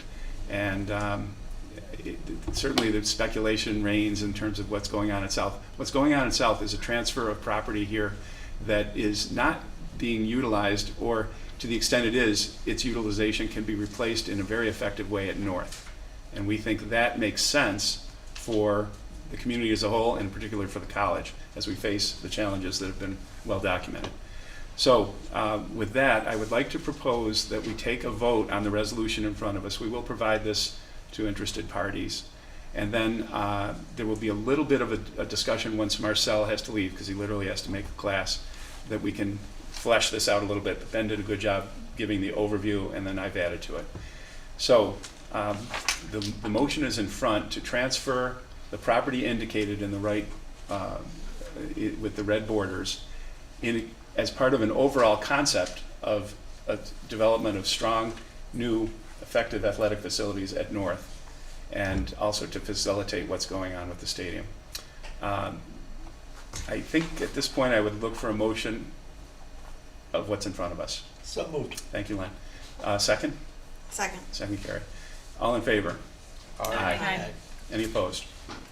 Okay, this motion is adopted, subject to the disclosure that I made, and we will now have a little bit more of a discussion for the benefit of others in the room to answer questions, but we're going to let Marcel go. Thank you very much. And we can flesh this out a little bit more, and then we do have to go back into executive session for a couple of other items, and I know time is short, so what we'll do is just cover this, and there will be some further statements. I know Janet's here.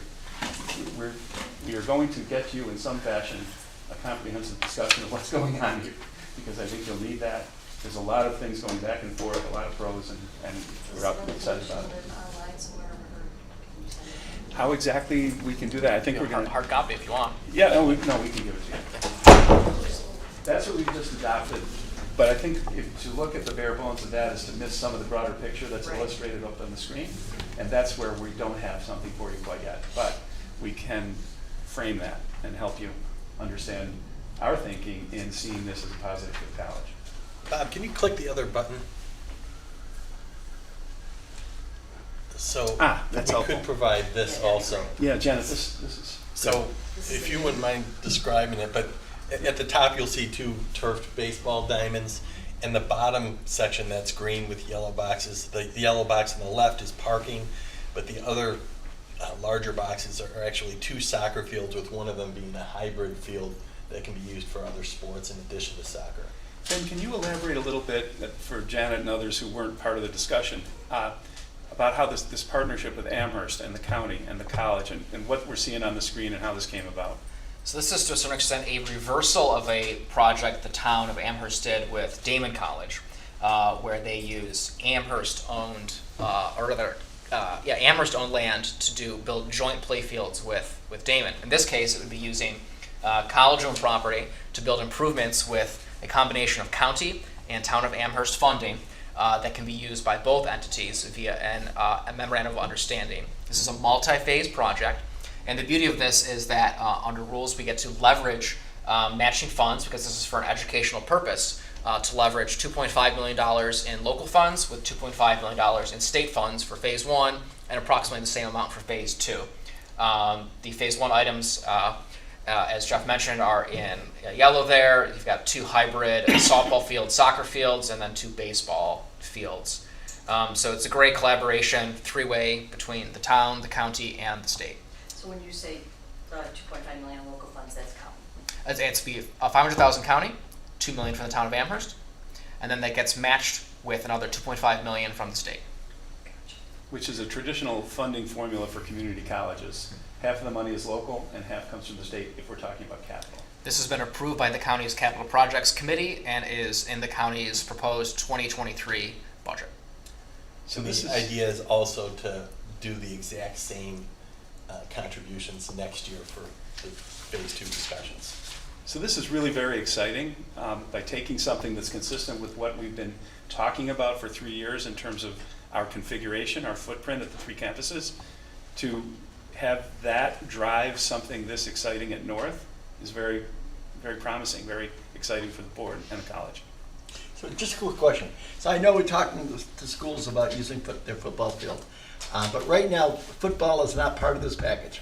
It's being considered part of phase 2, not phase 1, Okay. but you'll see it on the map there with the sort of orange track around it. That's the football field. So the timing on this, to the extent there's football games to be played right now, they'll continue to be played here. This South. year, they'll be This played year. at our existing facility. Okay. Yes. Construction doesn't start until April, May timeframe next year. So no issues for the fall season. And, moving forward, we're in discussions with superintendents of different school districts about leveraging their high school fields, which are frankly nicer than our current. I'd like to compliment facilities. those school superintendents who are in discussions with us. It's the type of collaboration that should be going on, that we don't all build a football field, that we all don't build every single sports facility. If we can do this, we're being smart, I think. I'd also like to single out Supervisor Kalpa, Yep, right? big time, yes. Go. I mean, in terms of his involvement. and Yep, what yep. he's The been supervisor's been, I think, kind of visionary in adding some of these athletic fields throughout Amherst and finding ways to leverage funding to maximize benefit for everybody. Yeah, so it's really an very exciting project, and I think it works on a lot of levels. So we're okay, and we're just gonna. It doesn't mean that South is being subsumed or closed. No, and to be We talk clear, about the future of South. the academic facilities are not being impacted at all by this action. Yep. So again, the work that we're doing at South to try to figure out how best to consolidate our usage is primarily an effort to see if we can continue to grow revenue leveraging our facilities at South Campus. Right. I just see this as as an enhancement of a central campus at North, really, where we already have athletic facilities and we're spending a lot of money to schlep people back and forth. Plus, as Ben alluded to, this is consistent with the JMZ study Right. and the Right. fact that the brunt of our student population is at the North Campus, which is, Yep. consistent with why we want to move the athletic facilities to this facility. Any other trustees want to comment as we just wrap this up? Okay, so that's where we are, and among us, we will create a statement to this effect, I think, that will certainly help you, Janet. But you get the gist of it, and these diagrams, I think, tell a lot of the story. Yeah, that one would be great to have. Yeah. Can we do that? Can you send both of those diagrams to Jay Gramza at buffnews.com? And it's very exciting, that town of Amherst connection. This is the type of regionalism that, you know, we've talked about in this community for 20 or 30 years, and it's starting to show, and maybe this is a good example of it. Okay. All right, thank you very much. Ben and Leslie, thank you for being with us. Leslie, of course, is with the County Attorney's Office, Leslie Ortiz-Fogg, who helped us. You all set? All good. Okay. You guys are going back to executive, right? So Yeah. All right, we'll take off. Take care, Hey, Ben. Ben, nice seeing you again. Everyone, I really appreciate it. Thank you very much. Take care. Great, Thanks. Good seeing you. We're going to go back into executive session, do some personnel things. Nice seeing you again. Take care. Nice to meet you. Hi, Leslie. Just sign it. Development approved.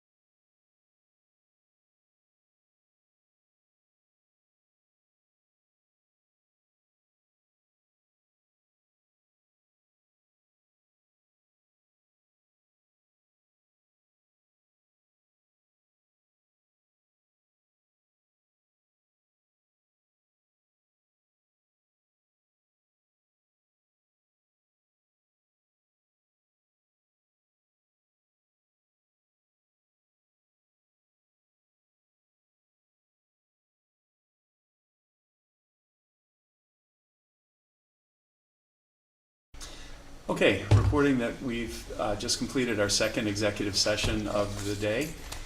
We took no formal action, and we discussed personnel and collective bargaining arrangements and a particular grievance and how our handling of that. So we've come out of executive session, and now I'm just asking for a motion to adjourn our meeting. So moved. Carrie? And Second. okay, all in favor? Aye. Aye. All right. We are adjourned at 12:37.